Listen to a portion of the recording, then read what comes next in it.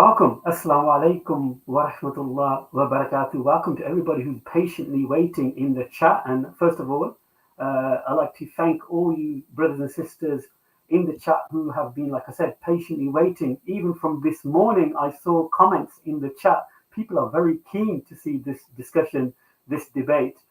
Myself, my name is Muhammad Abu Shuaib from COVFF YouTube channel. I am actually hosting today's discussion. First of all, I'd like to welcome King Servant and give you some brief information for the brothers and sisters who've not come across or not seen King Servant before.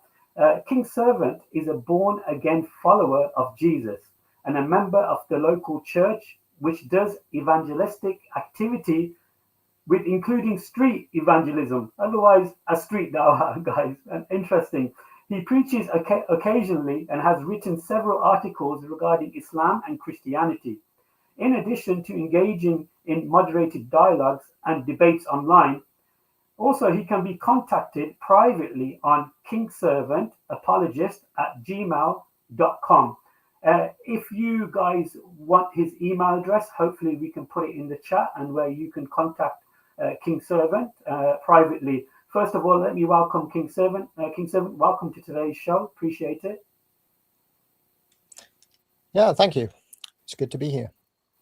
Awesome. Now, of course, fine, excellent. Good to see you, King Servant, to be honest. Normally you have like a guitar in the background. What are we doing to the guitar? I'm sitting in a slightly different position.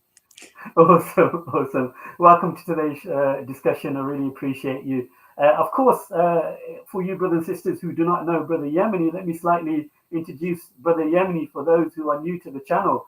Of course, Brother Yemeni is a da'i, a researcher, a polemicist, engaging in comparative religion and intra-Islamic discourse. His work prioritizes Aqidah while also extending into specialized disciplines such as Ulum Quran. Hopefully I pronounced that properly. In collaboration with students of knowledge, he produces educational and debate content across multiple platforms, including his YouTube channel, Yemenite Front, and also he's on TikTok under the same name.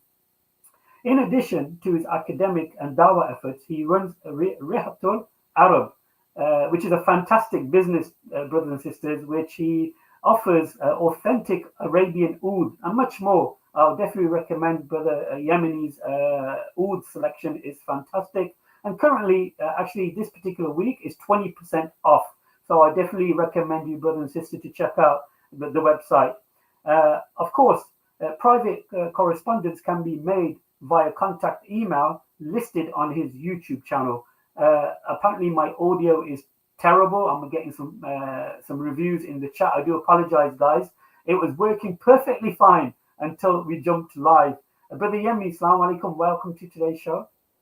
Wa alaikum assalam wa rahmatullahi wa barakatuh. I'm excited for this discussion, inshallah.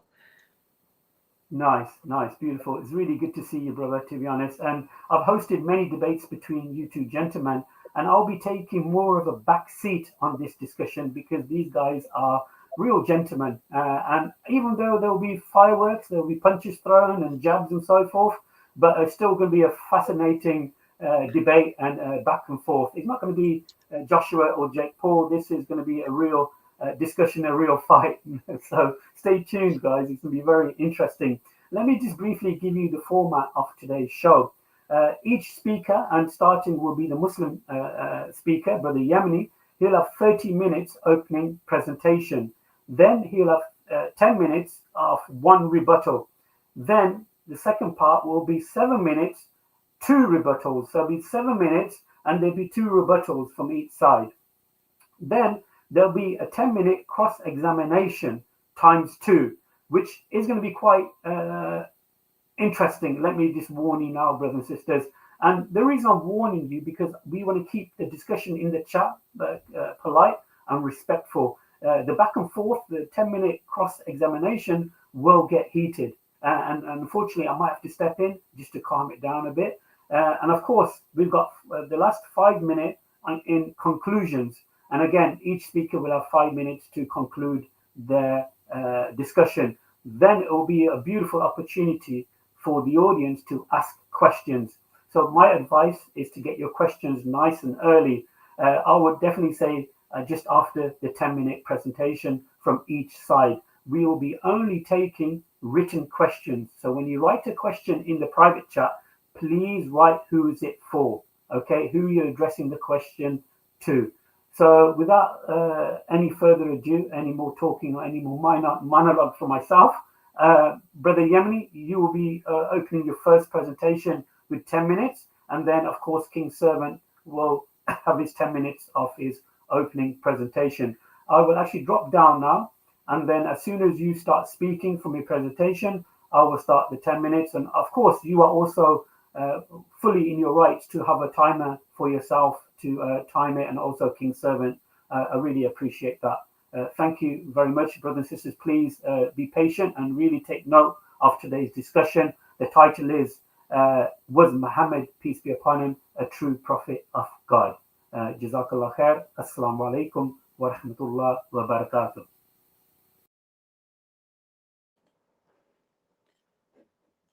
Okay. Well, before Brother Shaib starts my timer, I just want to mention to everyone that this is, even though this is a debate, I want people to bear in mind that me and Daniel, we have a history, a very good history. So despite how heated it may get, it's not out of maliciousness or hatred. Rather, it is due to the passion of the subject.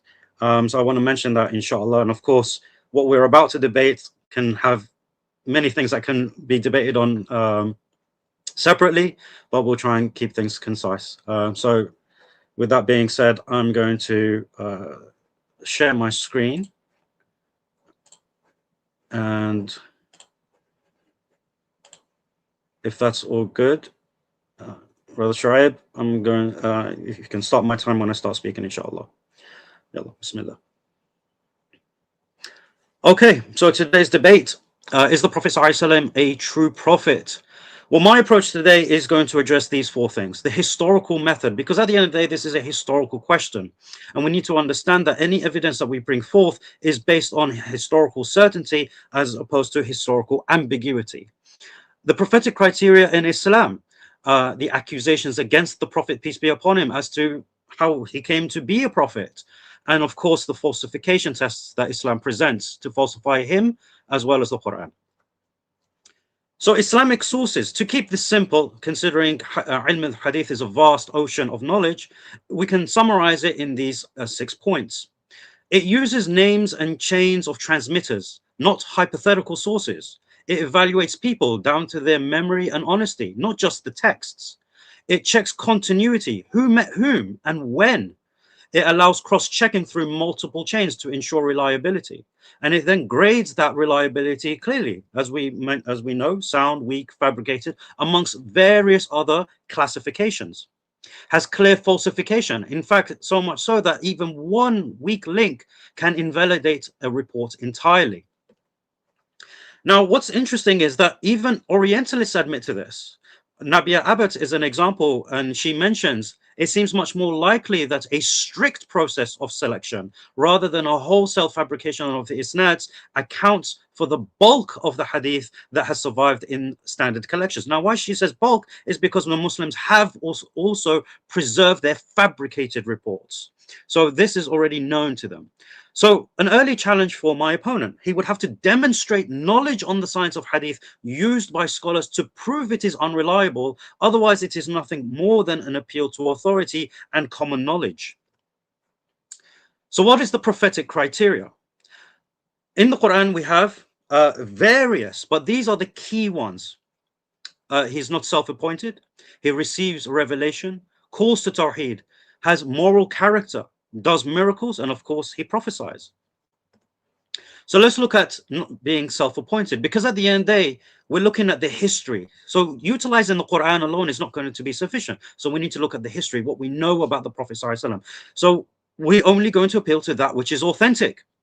And as it mentions in Bukhari 3, the angel came to him and asked him to read. And when the Prophet ﷺ said to him 3 times that I do not know how to read, thereupon the first 5 verses of the Quran were revealed. And calls to monotheism. This was the priority of the message. In fact, the entirety of the Quran, every verse of the Quran is based around Tawheed. And it shows here in this report when the Prophet ﷺ said Mu'ad to Yemen, he said to him, you are going to a nation from the people of the scripture, so let the first thing to which you will invite them be Tawheed of Allah. Now let's look at the moral character. Aisha radiallahu anha, the wife of the Prophet ﷺ, said that the character of the Messenger of Allah was the Quran. Now again, this is all well and good that his wife has said this, but what is the evidence that his character was indeed that of the Quran? So let's look at some historical examples. Forgiveness. He forgave the Jewess who poisoned him and anyone unless they transgressed religious law. In terms of respect, he was asking a young boy for permission to give drink to elders when it was the young boy's turn. Now, this usually doesn't happen even amongst our society. Good conduct with others. He never chastised a servant, even to the point of saying "uff" over his 10 years of servitude. Cheerfulness, meeting people with a smile. This was the nature of the Prophet ﷺ, always smiling with the people that he met.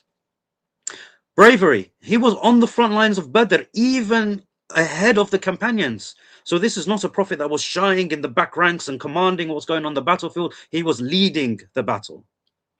In terms of generosity, he gave a whole flock of sheep and goats to a single man. Mercy, he criticized a camel owner for mistreating it. And even in this hadith, he actually shows a miracle as well. In terms of cooperation, he worked hard alongside his companions. Again, he wasn't this overlord that commanded his companions what to do because he is a prophet. No, he worked hard alongside them, even to the point that there was dust on his abdomen. Wisdom, he chose gentle advice over anger when there was an ignorant mistake from a man. Chivalry, his wife Khadija radiallahu anha was consoling him after the event in the cave by reminding him of his chivalrous deeds that he did to the people prior to his prophethood. Contentment, the Prophet ﷺ was extremely content despite having little food for months and sleeping on a mat that left marks on his body. In terms of his humor, his jokes, even his jokes were without lies, and he enjoyed others' humor and pranks. Cheerful, joke, pranks, all the good stuff there.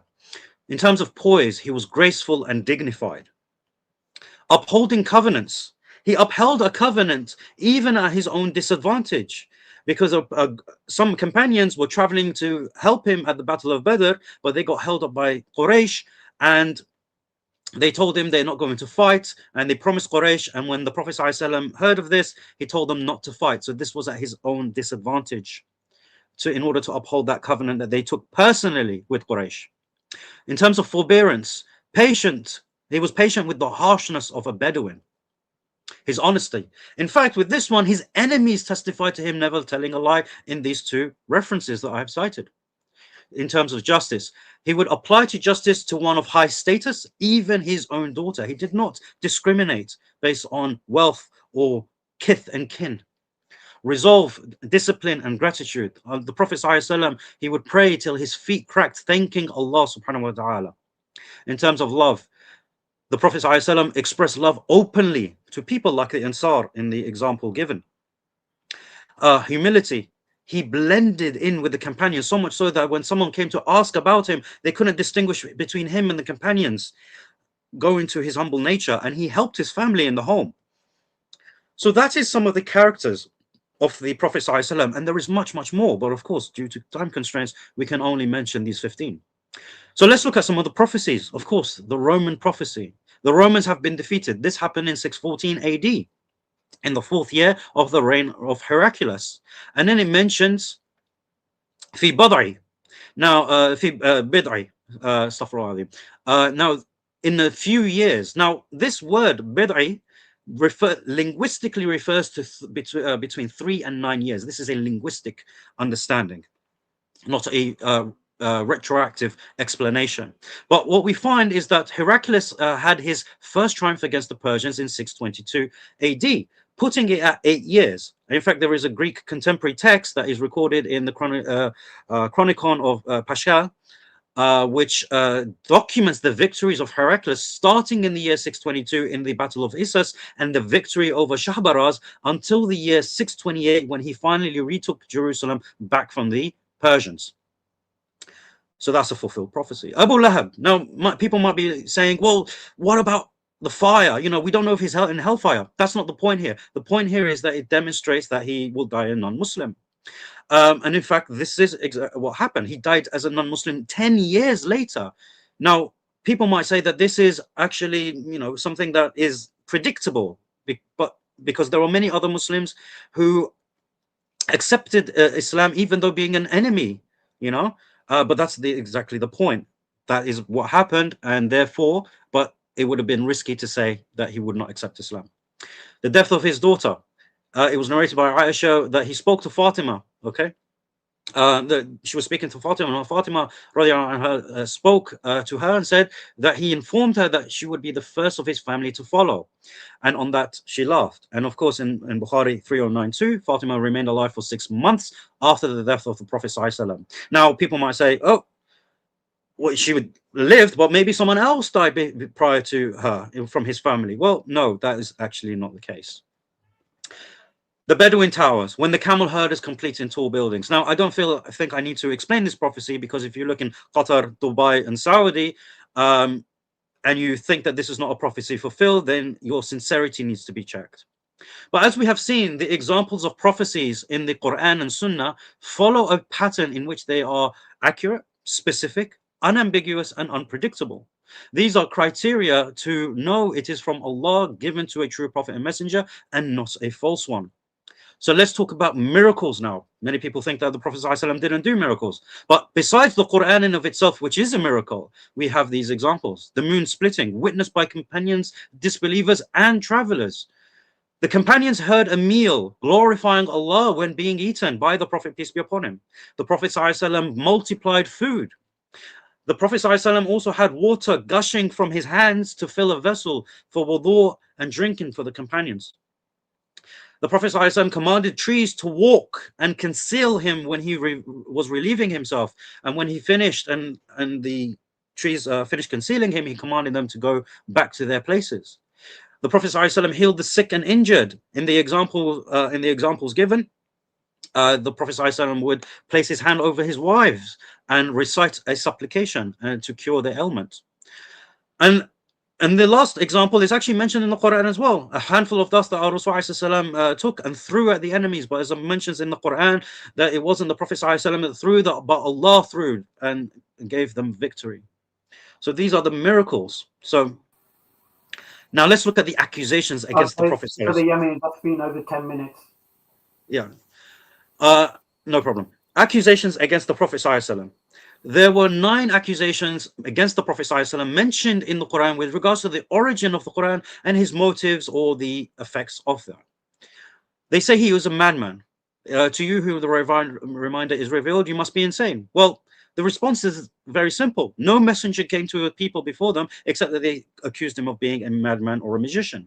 In fact, there is no evidence of him being mentally unstable. Rather, when you look at the Quran, it doesn't strike you as the ramblings of a madman. A magician, that's another accusation. But they say, the wrongdoers say, you are only following a bewitched man. But hold on a second. Al-Walid bin Mughira, a leading Quraysh authority on Arabic poetry and rhetoric, heard the Quran from the Prophet ﷺ and openly admitted it was unlike poetry, sorcery, or jinn speech, describing it as beautiful, powerful, and unmatched. But under pressure from Abu Jahl and the likes of him, he later dismissed it as magic, after which another prophecy was revealed in the form of chapter 74, verse 11. But he couldn't be a magician or bewitched when it comes to the revelation, because when the Prophet ﷺ was afflicted with magic in Medina, his wife is the one that reports it to us. This was no secret. So this is not an evidence against Islam or against the prophethood of Muhammad ﷺ. Rather, it's an evidence for. There was open transparency with regards to what happened to him. In order to prove that he was a magician, you would have to show that he was either doing magic over 23 years or afflicted by magic over 23 years. And in fact, the Quran mentions that magic is disbelief. And we know the Prophet ﷺ was not a hypocrite. They also accused him of being a poet, right? In fact, they said, a poet for whom we await an ill fate. And the response to that was say, keep waiting. I too am waiting with you. Now reflect upon this and you will see that this is a powerful response, almost like a challenge. And again, we'll quote what Al-Walid bin Mughira actually said. What can I say? For by Allah, there is not a man among you who knows poetry better than me, or is known more knowledgeable about a poem better than me, or about the poetry of the jinn. By Allah, what he says does not resemble any of that. By Allah, indeed, his speech has sweetness, and indeed upon it is beauty. Its upper part is fruitful, and its lower part is abundant. It rises above all else, and nothing rises above it. That's what he said about the Quran. And in fact, the Quran mentions that you have not taught him poetry, nor is it fitting for him. This is only a reminder and a clear Quran. Why did I mention that verse? Because this is exactly what is mentioned in the history. In fact, it shows that the Prophet ﷺ was the most hateful speech to him, except that he used to recite a verse from the brother of Al-Bashir, and he would make its ending of Qatada, make his ending its beginning and its beginning its end. And the Prophet and Abu Bakr would tell him it's not like that. And the Prophet ﷺ said, by God, I am not a poet, nor is it appropriate for me. In fact, when poetry was required, he would appoint another a companion to recite poetry as a retortion to the Quraysh instead of doing it himself, because he had no poetic ability. But what is the Quran in of itself? In fact, what is mentioned by Al-Baqalini in his book, Ijaz al-Quran, is that the Quran differs from other forms of speech in this regard, and some claims that this is due to its rhyming phrases or that it occurs unintentionally. However, if such phrases appear in speech, they are not considered rhyme prose, as we have explained regarding a small amount of poetry, such as a single verse, a half verse, or 2 lines of rajaz meter, and similar instances where they occur. These are not considered poetry because they are not intentional. Rather, they occur subtly within the discourse. The same applies to the rhymed prose they claim and attribute to it. It is said to them, if what is in the Quran were, as you claim, rhymed prose, it would be reprehensible and undesirable, because rhymed prose, when its meters vary and its methods differ, becomes ugly in speech. But of course, this is not what the Quran is. So what the scholars, the linguists of, especially in the 3rd and the 4th century, what they say, it resembles rhymed speech prose, but it breaks all its rules. Another accusation, if it is not invented, if he himself did not invent it, it must have been taught. They say the revelations are only ancient fables. And we surely say no one is, they surely say no one is teaching him except a human. But the man they refer to speaks a foreign tongue. So since the Quran is neither poetry nor prose, and the best could not match it, like the likes of Walid bin Mughira, how could it be from a foreigner? But what about the ancient fables? As he mentions, this is the news of the unseen. Neither you nor your people knew it before this. So the Quraysh didn't know this. So what are they accusing him of? In fact, most of the stories in the Quran are Meccan. And while the Prophet ﷺ did travel, and especially settled in Medina, no Jew or Christian actually accused him of this. They never accused him of copying from them or borrowing from them. And even rather, the Jews tested him and affirmed his prophethood. We'll give 2 examples. Abdullah bin Salam tested him on 3 questions, which he said only a prophet would know, and accepted Islam based on that. In fact, a few Jews also tested him on the 10 commandments and even tried to trick him by saying these are 9 commandments. But the Prophet ﷺ caught on to that and mentioned to them the 10 commandments, which are different to the ones that we find in the Bible today. Yet the Jews said to him that we bear witness that you are prophets, but they did not accept him. And their reason for that, as is mentioned in the hadith, that if we follow you, then the Jews will kill us. But what my opponent needs to do is to present evidence that shows the Prophet ﷺ sat and learned tales from anyone. Here's the problem. Not only would he be able to do so, but he still wouldn't be able to explain how it was formed into the style it is, even if he produced evidence. They also accused him of being a soothsayer, right? But as it is mentioned, the Prophet ﷺ, he hated fortune tellers. In fact, a companion was trying to say, sometimes they tell something which comes out to be true. So, and the response from Allah's Messenger ﷺ was, the word that which comes to be true is what jinn snatches away by stealing, and then pours it in the ear of the foreteller with a sound similar to that of a cackle of a hen, and then they add to it 100 lies. They also accused him of being just a man. But of course, the response is in the Quran. And I don't believe my interlocutor will disagree. We did not send before you except mere men inspired by us. Did not seek wealth and power. They accused him of this. In fact, the Prophet ﷺ was commanded to say, I do not ask you for any reward. And what is the evidence of this? The Messenger of Allah ﷺ was sleeping on a mat, right? And then when he stood up, it left marks on him. Subhanallah. And when he was when he led prayer facing a camel, which was in the booty, and when he had given the salutations, he took a hair from the camel's side and said, I have no right as much as this of your booty, but only to the fifth, and the fifth is returned to you. And this hadith here mentions that the Prophet ﷺ, even when he came into power and wanted the people to swear allegiance to him, he did so with regards to what Allah subhanahu wa ta'ala has ordered and not to his own whims and desires. And he died humble and generous, so much so that he never left even a dinar or a dirham, nor a male or a female slave. Rather, he only had his mule, his weapons, and a piece of land, which even that he gave in charity. Now, the Quran, in fact, he came to unite a people, right?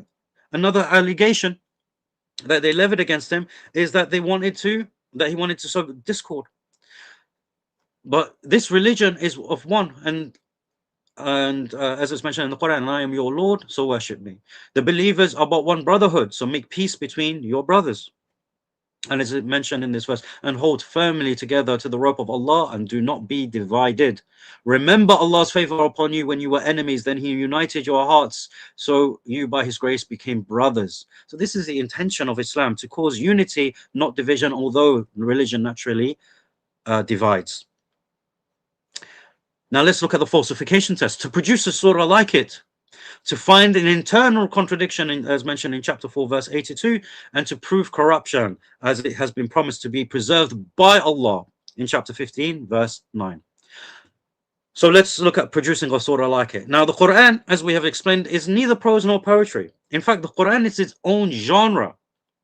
Okay, it has new grammatical construct that was not used before, new words that yet did not require definition. People understood what they were, what they meant.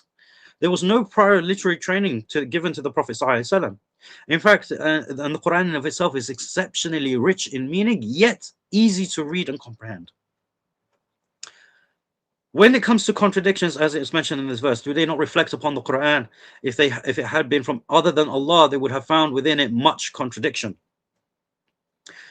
So let's understand this falsification test, because naturally, we say that the Quran can be challenged with regards to its consistency and error and contradiction, both internally and externally. But now I'm sitting here saying, no, it's about internal consistency. So let's explain this. The Quran's challenge is about internal consistency, because external claims regarding history, science, philosophy, and etc. depend on changing interpretations and human knowledge, whereas internal contradictions would be objectively demonstrable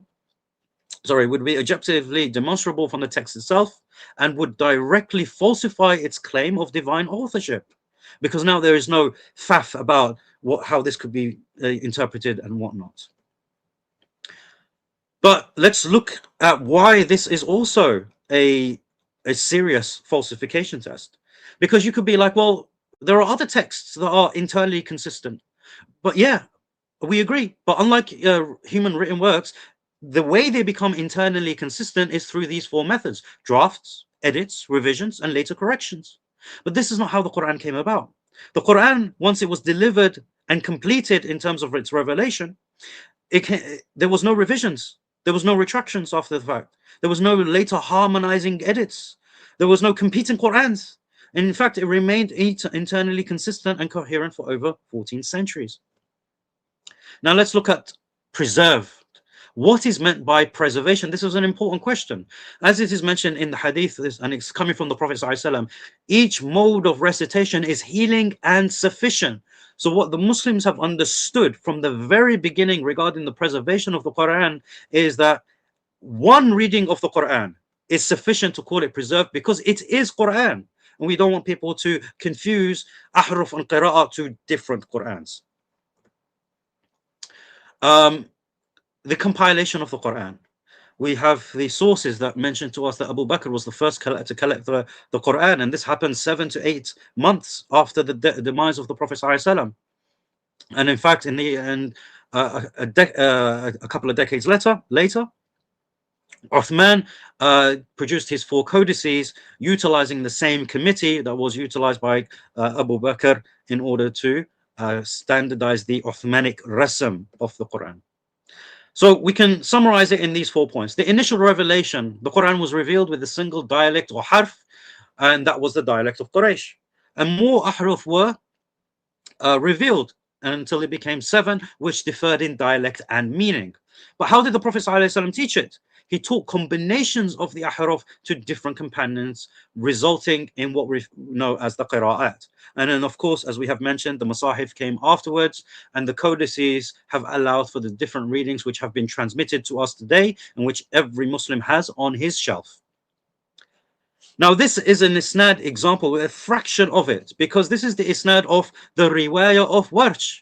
Now, what you can see is 7 chains out of 144. Now, we're not saying 144 between the Prophet ﷺ and us. No, this is 144 chains between the Prophet ﷺ and Warsh himself. So you can only imagine how many it is up until this present day. But this is an example highlighting the isnad and how we trace the readings of the Quran and how it is mass transmitted. And each and every one of these are masters in the recitation of the Quran. Well, what about the manuscript tradition? In fact, here we have 5 examples from the 1st century, either from the mid to the late century, containing several folios and decent percentages of the Quran, which all, by the way, conform to the Uthmanic rasm.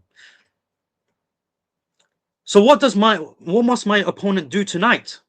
Now, if he chooses to approach this debate from externally, what he must do is provide evidence that our historical method to establish the history of the Prophet ﷺ and what he did and how the Quran was revealed is unreliable.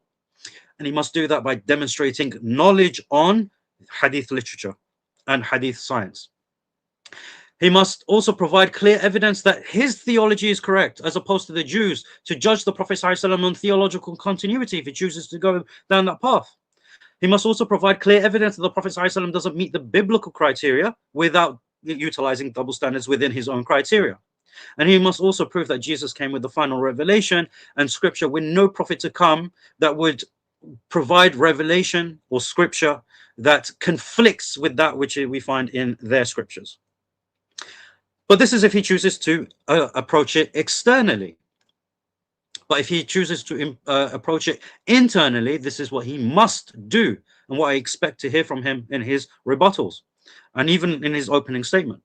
He must disprove the upright character of the Prophet ﷺ. He must provide false prophecies, even one. And we're not talking about unfulfilled prophecies like eschatological prophecies. No, things that are completely false. Disprove his miracles. Prove to me that he didn't do these miracles. Provide evidence of the accusations against him to be true. It doesn't have to be all of them. Could be even one of them. To debunk the linguistic falsification of the challenge. I'm sure he'll have a difficult time with this because it requires extensive knowledge of the Arabic language. But he can also approach it from the internal consistency of the Quran and actually falsify that.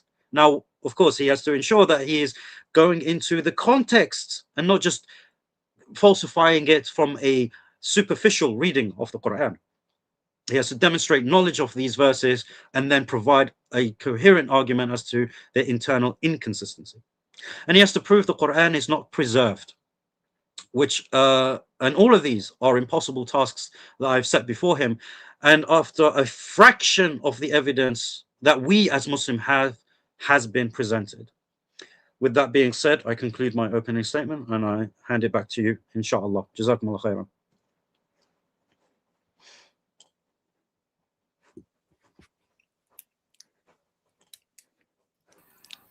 Okay, thank you for that. Hopefully my audio is good. Is my audio good? Yeah. Fantastic. Thank you for that presentation, Brother Yemeni. And I do apologize, I interrupted on 10 minutes, thinking that your opening presentation is for 10 minutes, but King Servant politely reminded me that it's actually 30 minutes. Thank you for that, King Servant. I really appreciate your cooperation. Also, I'd like to mention that King Servant has got rights and the opportunity to have and download this debate onto his own channel. So of course the permission has been given to King Servant to upload it onto his own channel. So please keep that in mind. Also, I really appreciate the mods for keeping everything in order in the discussion. We don't want some of this negative comments in the chat, and unfortunately we get that even from Muslims. So please, thank you for the moderation and keeping everything top quality. Absolutely fantastic. Without further ado, I will be stepping down, and then hopefully King Servant can start his 10-minute presentation. Let me 30 minutes. See what I mean, guys? Here we go again. So I'm going to drop down and then hopefully give your presentation for 30 minutes. Thank you very much. Okay, so of course sorry, I'll just restart my time. So I know how long I've got. Right, I'll start now. So the question before us today is, of course, was Muhammad a true prophet? Now, for myself as a Christian, if I were to use the Christian criteria as found in the Bible, this is an extremely straightforward question to answer. The biblical perspective on Muhammad is that the one who denies the Father and the Son is the Antichrist. It also says in the New Testament that if we or an angel from heaven should preach to you a gospel contrary to what we have preached to you, he is to be accursed. This would obviously apply to Muhammad. Anyone who has ignored the law of Moses is put to death without mercy on the testimony of 2 or 3 witnesses. How much more severe punishment do you think he will deserve who has trampled underfoot the Son of God and has regarded as unclean the blood of the covenant by which he was sanctified and has insulted the Spirit of grace? That's Hebrews 10:28-29. Now, if Yemeni wants me to apply biblical criteria, what does the Bible say? Is Muhammad a false prophet according to the Bible? Obviously, there's no question about that. So let's move on. Let's see what happens when we look at Muhammad from an outside, external perspective. For the sake of comparison, consider the character of Robin Hood. Let's say we were debating the topic, Robin Hood was the best archer ever. According to the sources on his life, he clearly was. He is presented that way. And these stories not only present him that way, but they include real people and places, such as King Richard, Prince John, Sherwood Forest, and Nottingham, and so forth. However, it's widely recognized that there's far too much room for legendary exaggeration, that is about 150 to 200 years before the earliest sources on his life, for us to draw a conclusion like that. Indeed, scholars debate his very existence. He may have been based on a real person, but we don't have enough to draw this kind of a conclusion. So who was Muhammad?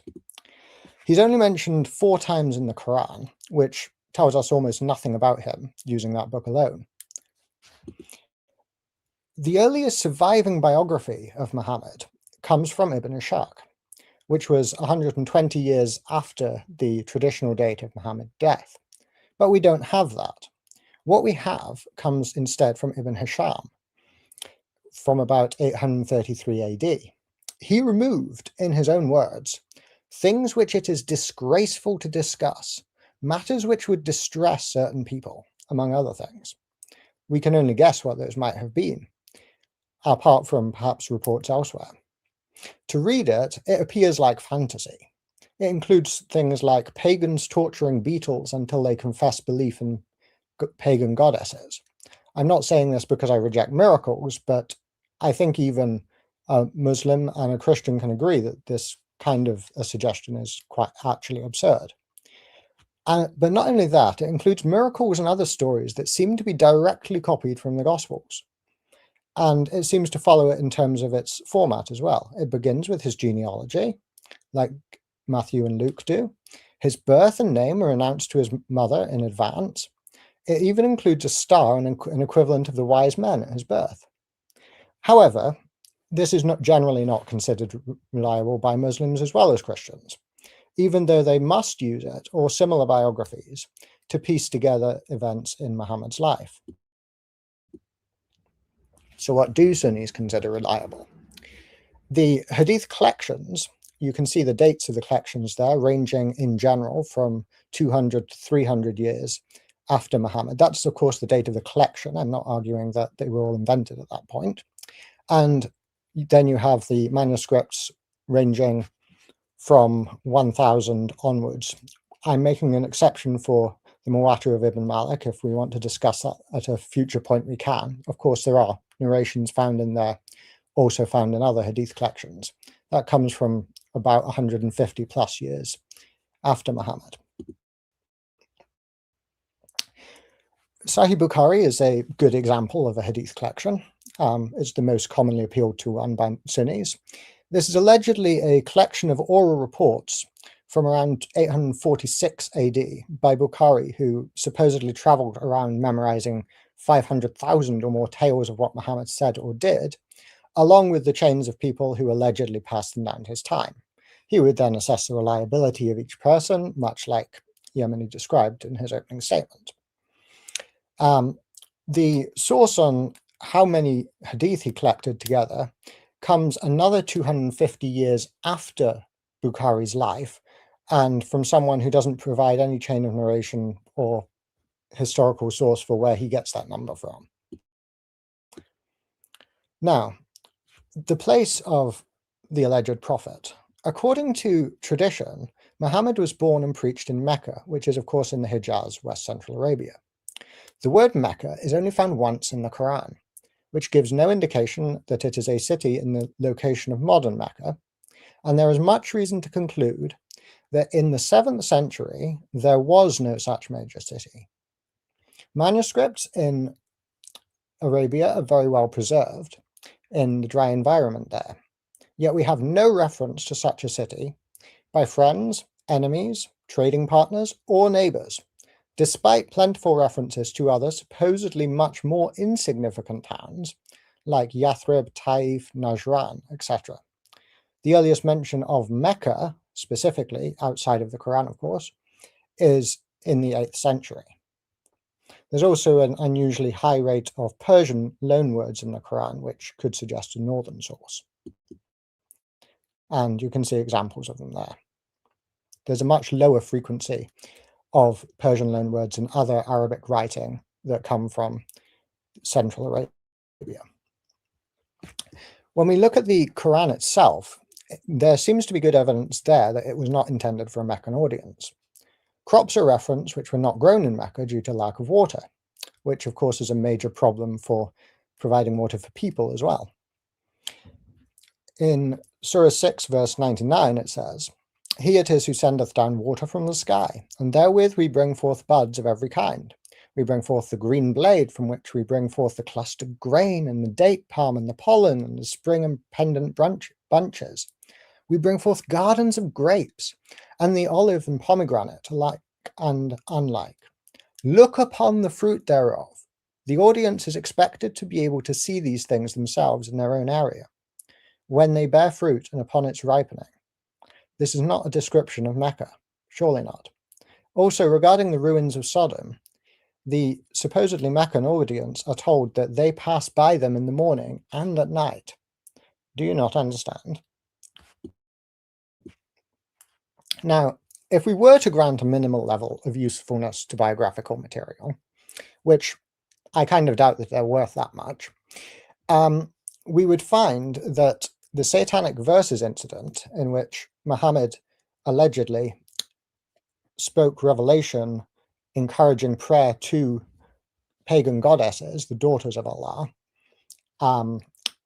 by which those prayers would then be taken to Allah, and then he claimed that Satan had cast these words upon him and he mistook them for the angel Gabriel or so forth. We find he makes statements like, "I have fabricated against God and have said on God's behalf that which he did not say. And I have obeyed Satan and spoken his words, and he has become a partner in God's matter with me." This, of course, is said in one way or another, depending on which report you choose to go with. I'm not arguing that any of them are reliable, but what we do find is, as Shahab Ahmed notes in his book Before Orthodoxy, it is a fact that the Muslim community in the first 200 years pretty much universally believed the Satanic verses incident to be true. This therefore meets the criteria of ijma, that is, under the Sunni doctrine, that the scholars of Islam cannot unite around error. However, in the early Muslim community, they did unite around agreement on the Satanic verses before doctrines changed and it became more and more rejected over time.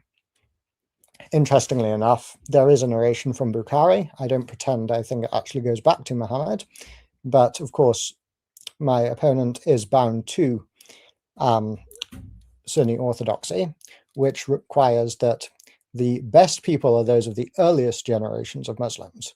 So it was an agreement among the best of Muslims compared with an agreement that exists in contemporary Islam, that this did not take place.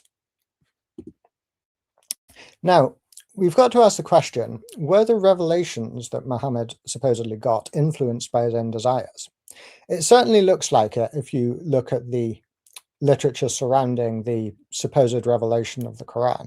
Again, this is all relying on literature which is really far too late to be taken seriously, but if we do consider what it says, we find things like this.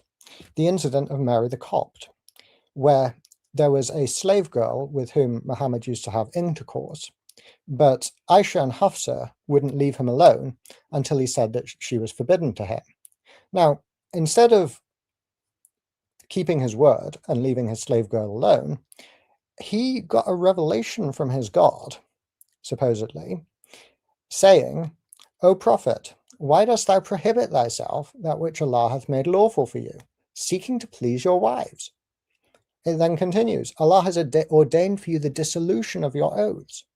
It may be that, this is directly speaking to Muhammad's wives, it may be that his Lord, if he divorce you, will give him in exchange wives better than you. So what does this actually mean? What are we saying happened? According to Sunni Islam, God spoke from heaven, telling Muhammad not to practice restraint, not to withhold himself from having intercourse with his slave girl, not to keep his promises. We have ordained to you dissolution of your oaths, so don't keep your promise not to do that anymore. Don't try to please your wives, and instead, God threatens them with divorce and replacement if they don't go along with this. Now, the question, of course, is, what is the best explanation of the evidence that we have available? When it comes to subjects like this, I am suggesting that the best explanation is not that God decided to give Muhammad the right to sleep with his slave girls because he just wants to give Muhammad whatever he wants, or to encourage slavery and treating slaves this way.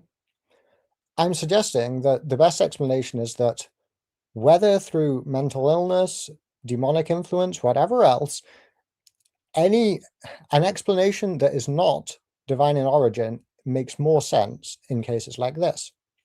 And I would go further and suggest that when we look at the whole corpus of the hadith, the picture that we get is not just the flowery one that Al-Yemeni painted for us. Admittedly, he is relying on authentic hadith by Sunni standards.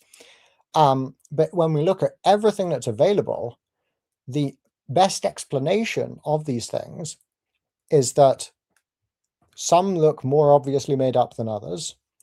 Others are less likely to be the kinds of things that Muslims would make up. And what is the best explanation as a whole?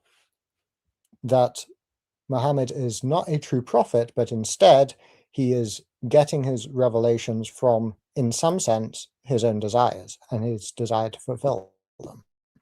Similarly, with the case of Zainab. According to tradition, and I cite Tabari here and others, Muhammad saw his cousin Zainab's body. She was married to his adopted son, and when he saw her, he exclaimed out loud, revealing his desire for her to her. When her husband Zayd heard of this, he offered to divorce her for him, that is, for Muhammad. Muhammad refused. I would say it was the right thing to do.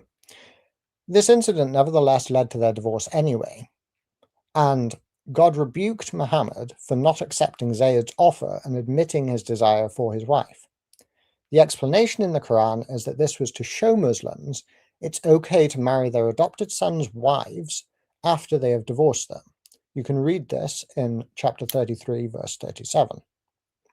Shortly afterwards, in Surah 33, verses 4 and 5, the Quran, of course, isn't in chronological order, of the Quran, which is titled Abolition of Adoption by Ibn Kathir. Some Muslims have attempted to water down what this actually entails, but Ibn Kathir is quite straightforward about what it is. Adoption in the community was ended, making that reason completely useless since adopted sons no longer existed. But it actually gets worse, because the original marriage between Zainab and her first husband Zayd took place against Zainab's will, and it was only finalized after Muhammad's God again stepped in earlier, telling her not to resist whatever he decides and to go into this marriage anyway. This is recorded in the 36th verse of the same chapter. It does not behove a believer, male or female, that when Allah and his messenger have decided an affair, that they should exercise their choice. And whoever disobeys Allah and his messenger has strayed to manifest error. And you can see some citations for that here. So let's summarize. I don't want to get lost in details. According to Islam, God again spoke from heaven, forcing Zainab into a marriage she didn't want to Muhammad's adopted son, then rebuking Muhammad for hiding his desire for her, following that up with insisting that this same woman marry Muhammad instead, so that Muslims know it's okay to marry their adopted sons' wives after they've been divorced. And then he declares adoption abolished. This is what God did, according to Islam. What is the best explanation for that?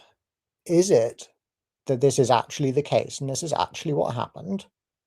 Or is it, assuming that the story has any authenticity at all, that Muhammad is being led by what he wants? If he wants her to marry his adopted son, he gets a revelation saying that. If he wants to marry her, he gets a revelation saying that. If it's a little bit awkward because she was his adopted son's wife, he gets a revelation getting rid of adoption. Is this a coincidence? Or is the better explanation that these revelations are not coming from God? This hardly needs much comment from me, but the Quran rebukes people for annoying Muhammad by not leaving immediately after they've had a meal at his home. And it also forbids people to speak to his wives except under particular conditions and so forth. The indication that this is to please Muhammad is quite blatantly sitting there in the text. Now, we have the interesting case of Muhammad's scribe. He himself apparently is a source of the Quran, at least according to some reports. It's written that when Muhammad dictated to him, who heareth and knoweth all things, his scribe would write it, all-knowing, all-wise. And this resulted in his scribe doubting and leaving Islam. Then, he said, if Muhammad gets inspiration, then I get inspiration too. And if Allah sent him his revelation, then I was sent the same thing. In other words, if Muhammad's a prophet, I'm just as much a prophet as he is. And I'm no prophet, so I'm out of here. Another case referring to the same man. The Messenger of Allah invited him once so that he could write something. And we have a case where Abdullah was apparently amazed by a particular detail in the Quran and added, so blessed be Allah, the best to create. The Messenger of Allah said, that's how it was revealed to me. So Abdullah doubted then and said to himself, if Muhammad were truthful, then I was revealed what he was revealed. And if he were a liar, and I said what he said, this resulted in him, of course, leaving Islam. Yes, there are reports of him returning to Islam under pressure for his life, but when he has the option, he chooses not to be Muslim. Now, we also find record that Muhammad was accused of repeating anything that he heard and believing whatever was being circulated. Yemeni did touch on this, but we'll no doubt get into this in more detail. It was said of a particular individual that it was him who said, Muhammad is all he is. If anyone tells him anything, he believes it. And there happens to be a revelation directed at him as well for saying such a thing about Muhammad. The Quran records that Muhammad was, or the author of the Quran, whoever that is, was accused of producing nothing but tales and fables of the ancients. It's interesting that a pre-Islamic poet, at least according to Islamic tradition, came out with exactly the same thing, the saying of the moon splitting that is found in the Quran. I don't know if you can see the comment at the bottom of the slide here, hopefully you can, but the one difference in the phrase is at a point in which there are several different variant readings in the Quran. Variant readings is what they are. The origins I'm not commenting on, at least at this point. Now, let's talk about Abraham and the fire that we find in the Quran. The Quran records an incident where Abraham was thrown into a fire and God saved him. The origins of this report are exegetical, not historical. It's a story that is based on reinterpretation of the Bible, not historical reporting. The Bible records Abraham was called by God to leave a place called Ur-Kasdim, Ur of the Chaldees, and I've got the reference there.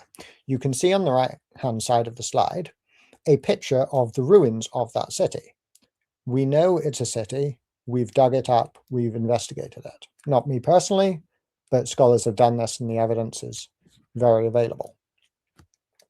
Now, Nimrod was identified as Zarathustra by ancient Greeks. According to tafsir on the Quran, and I think there's a virtual consensus among tafsir, that Nimrod is the one who threw Abraham into the fire. But he was identified as Zarathustra by ancient Greeks. That goes back a long way. Using the similarity between the Hebrew word or, which means fire, and the name of the city that he was taken out of by God, as a polemic against Zoroastrianism, rabbis theologically expanded what the Bible said into the idea that Abraham survived being thrown into a fire by Nimrod. So we know the origins of this story. We know where the idea that this took place comes from. It doesn't come from history. It doesn't come from any attempt to reconstruct what actually happened based on what people saw, what they've written down, or anything that was produced by a person claiming to have this knowledge from God. It was produced by rabbis in order to attack Zoroastrianism.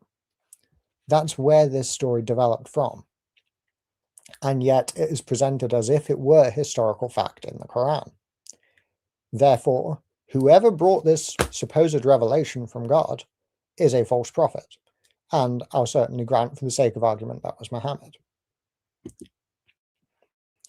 You can see here, Yeshai Kael, in his article, Abraham and Nimrod in the Shadow of Zarathustra, writes, the motif of Abraham's miraculous deliverance from a fire is completely absent from the Hebrew Bible. It's not found in the earliest sources on Muhammad's life by a long shot.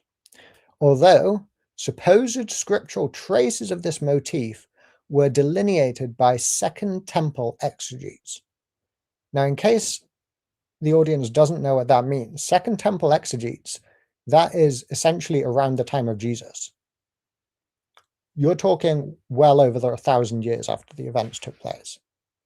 Using these earlier pieces of tradition, rabbinic and Islamic authors attempted to weave together a coherent narrative telling the story of Abraham's miraculous emergence from the fiery furnace.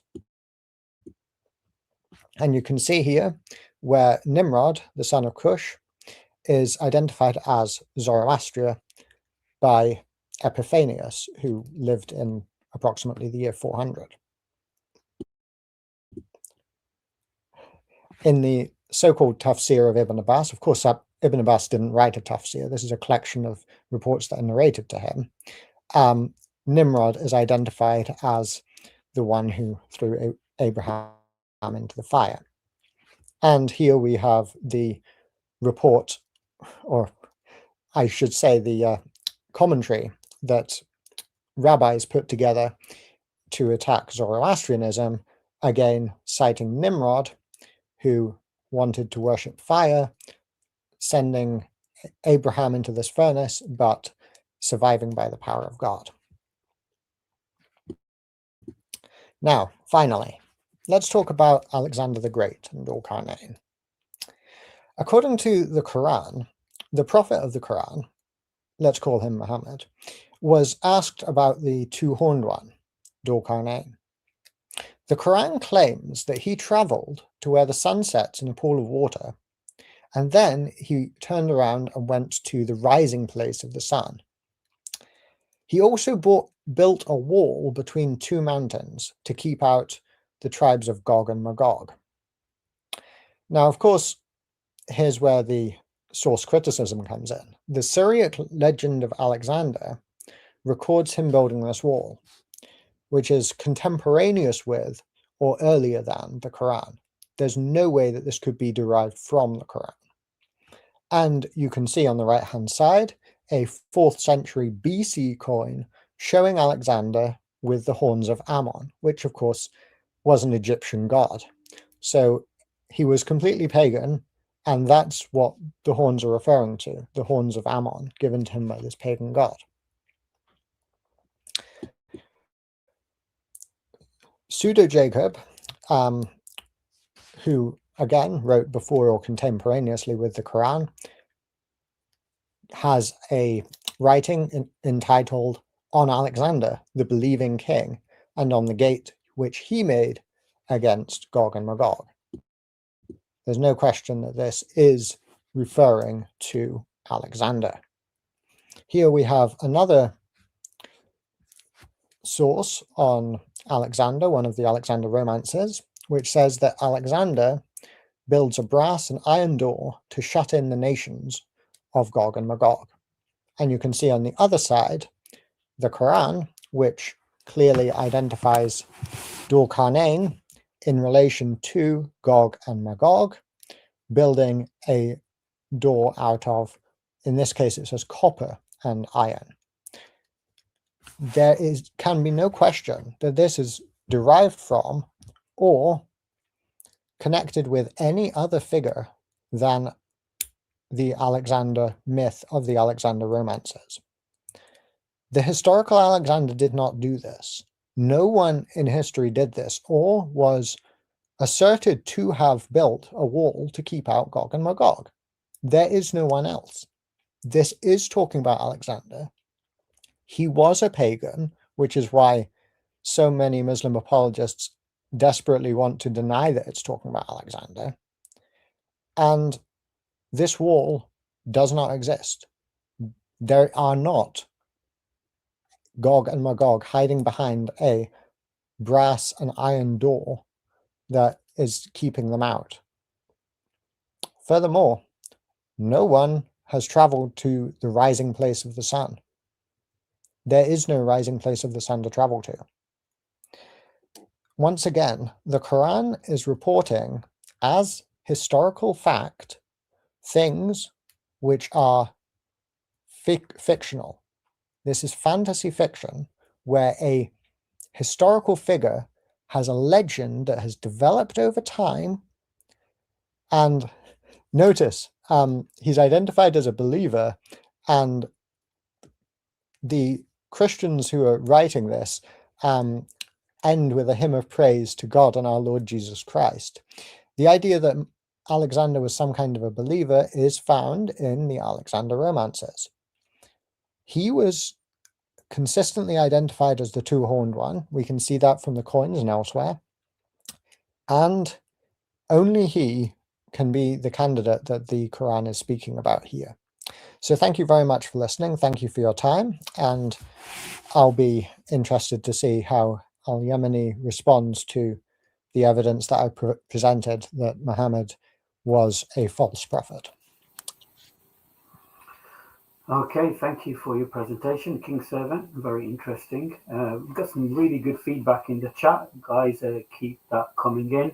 Questions will be taken, but only written questions in the chat. So make sure when you write a question, make sure it's addressed to the particular person that it's actually aimed for. This is going to be a very interesting moment now. Brother Yemeni will have 10 minutes to rebuttal King Servant's presentation, and then vice versa. So brothers and sisters, stay tuned. We've still got some interesting rebuttals going to take place, and then of course we've got a cross-examination where I think it's definitely going to get warmed up and very interesting. So Brother Yemeni, you'll have 10 minutes to rebuttal the presentation, and vice versa, King Servant. So I'll be stepping down, and then you can continue.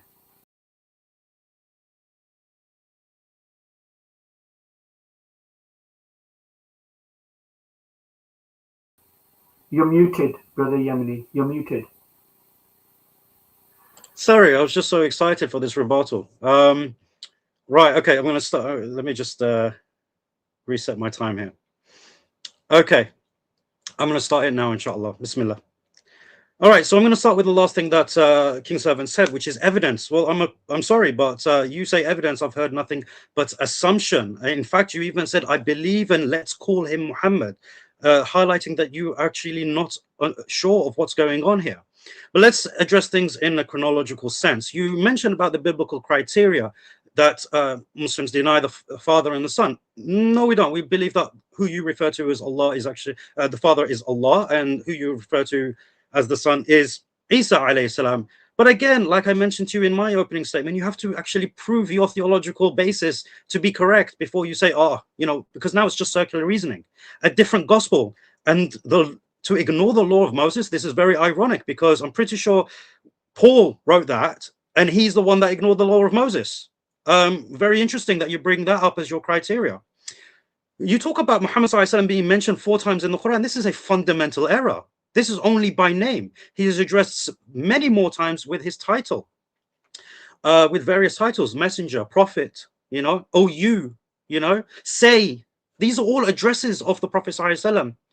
You talk about the 120 years of the biography. This is until we get the biography, but that's not what I'm arguing today. I'm not arguing for historical reliability based on biography, which the authors themselves acknowledged that not everything within their literature was authentic. They themselves knew that. So this is why I relied upon authentic narrations, things that can be verified historically. Unfortunately, you didn't challenge that, but I hope you will in your rebuttal. This idea of removing distressing information. Well, I'm pretty sure that a lot of Christian apologists use information that will be quote unquote distressing, which highlights that our authentic tradition is not about that. It's about preserving information as it is, whether it's damaging towards Islam in the eyes of others or not.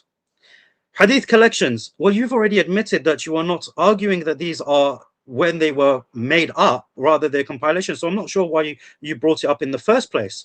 You did mention about Bukhari and about him memorizing the 500,000 hadith, but I'm not sure that you actually quite understand what's going on there, because when we talk about the 500,000 or 600,000, this is actually in reference to the chains of narration more than the reports. It's not 600,000 individual reports. It's more about the isnad than anything else, because that is what verifies our history. In the Quran, you went down a very unusual route. You tried to argue that Mecca didn't exist. And you mentioned chapter 6, verse 99, which is not referring to Mecca. Very superficial research will tell you that this is not referring to Mecca. And about the place of Solomon, that you see the place of Solomon. This is a general linguistic device used by the Quran. In fact, the Quran also mentions about seeing things that mankind don't see. Have you seen how Allah has subhanahu wa ta'ala has held up the skies? This is not something we see, right? So you've got to understand Quranic language, and unfortunately you've demonstrated you don't know that. The satanic verses. Now, what's interesting about your argument is that you said that the Ummah will be united upon, would not unite upon error, and we are in complete agreement. But where is your evidence that the Ummah, or the 3 generations, as you put it, actually agreed that this is an authentic narration? Provide me a single source from any of the companions or their students that, had a consensus among them that this is an authentic report. In fact, every single report of this is actually fabricated. Now, you said that one of your arguments against the Prophet ﷺ, or as you say, let's call him Muhammad, because you're not even sure who the author is, but then you go to argue that this is about him, again, very confusing. You talk about the incident of the honey. Now, first and foremost, you need to understand Islam, right? I feel like this rebuttal is more of a lesson than anything. In Islam, if you make an oath which is not a good oath, you can actually retract it. Okay, so this is something that's permissible. When it comes to Zainab, you mentioned 2 inauthentic reports. So I have to ask you, did you check the authenticity of these reports? The idea that she wasn't, that she did not agree to the marriage is an inauthentic report, and the one that mentions that he lusted after her is an inauthentic report. The idea of annoying the Prophet ﷺ, in fact, this is actually used for Islamic learning. When it comes to guests should not overstay their welcome. And at the end of the day, what's wrong with Allah prioritizing his prophets with regards to certain matters? You also spoke about not speaking to his wives. Well, actually, this is a thing for all Muslim men. We do not allow other men to speak to our wives without, just willy-nilly. So this is a teaching for the Muslims, as well as an instruction regarding the Prophet ﷺ. You also mentioned 3 reports, 2 of them regarding Abdullah ibn Abi Sarh. Again, newsflash, they're inauthentic reports. Okay, and the funny thing is that you provided a report that actually refutes you. The one that mentions that he was a scribe in Mecca. Guess what? Abdullah ibn Abi Sarh reverted in Medina. He became a Muslim in Medina. So how could he be even a scribe for the Prophet ﷺ in Mecca? This is a fundamental 80s argument that has been refuted decades ago. Now, you try to compare the moon splitting to pre-Islamic poetry. And you mentioned what is in the Qira'at. I'm not understanding the correlation there. You need to explain that to me. But with regards to its comparison with pre-Islamic poetry, you have a line. And even that, it's not the same thing, right? You have to demonstrate that that passage in the Quran is poetry, but you don't have the linguistic ability to do so. So again, you should stick to things that you can actually argue and evidence, because I'm yet to see any evidence from you, King Servant, unfortunately. With regards to Abraham and the fire and its origins, because it is mentioned in the Quran in chapter 21:69, you say that this has been developed by the Jews. Well, you don't have any evidence that it was developed by the Jews. That's simply your earliest source of the material. So you assume it is developed at that point in time. You also mentioned Ibn Abbas, quoting, again, a source that you know is not written by him. Now, what's interesting about the source that you quoted is that we know that Ibn Abbas quoted from the people of the book to fill in gaps with regards to what is mentioned in the Quran. But Ibn Abbas himself didn't say that this is what do you call it, that this is 100% how it happened or anything like that. He doesn't make that certain claim. This is simply a good an interesting exercise to fill in the gaps that are not as important with regards to our religion and learning about it and benefiting from it. Alexander the Great, you said before all contemporary. Which one is it? Are you not sure about your sources? You said that we deny this because Alexander was a pagan. Well, no, actually, we deny that there is a link between them because there is no historical link between the Prophet ﷺ and the Alexander Romans. You need to establish that link. Prove to me that the Prophet ﷺ actually heard this story. Don't assume things. Another absurd argument is that you said there is no war. Well, what if God doesn't want us to see the war? What if that's its purpose? It is not to be seen until the time comes when they are released. It's a very, very silly argument. And again, the rising of the sun, I'm only going to address it because you said it. It's from his perspective. It's from his perspective. Now, also, when it comes to this idea of fiction and myths and everything, don't you know that there is a common saying that myth is usually has roots in truth, right? So there must be some truth behind it, but then later it got mixed up with different things and then fell into myth and legend. So why are you going to assume that this is something that you need to provide evidence, which you don't have? And this is the problem that you have with your methodology. So yes, this is everything that you've mentioned, and I have a minute and a half to spare. So I'm going to donate that to you, King Servant, because I think you need it for your rebuttal against mine, because, like I said to you, I have given you an impossible task, and I wait to see your response. Okay, thank you for that response, King Servant. When you're ready, you'll have the same amount of time. If you want more, Brother Yemeni has been generous enough to give you a minute and a half extra, so you can have 11 and a half minutes to take up your rebuttal. Let me know when you're ready and I'll drop down. Yeah, thank you. If I could just bring my slides back up, because Yemeni did ask for some clarifications on what I had. I'd be happy to provide that. I'll just find the relevant slide before I begin, which would be slide 24.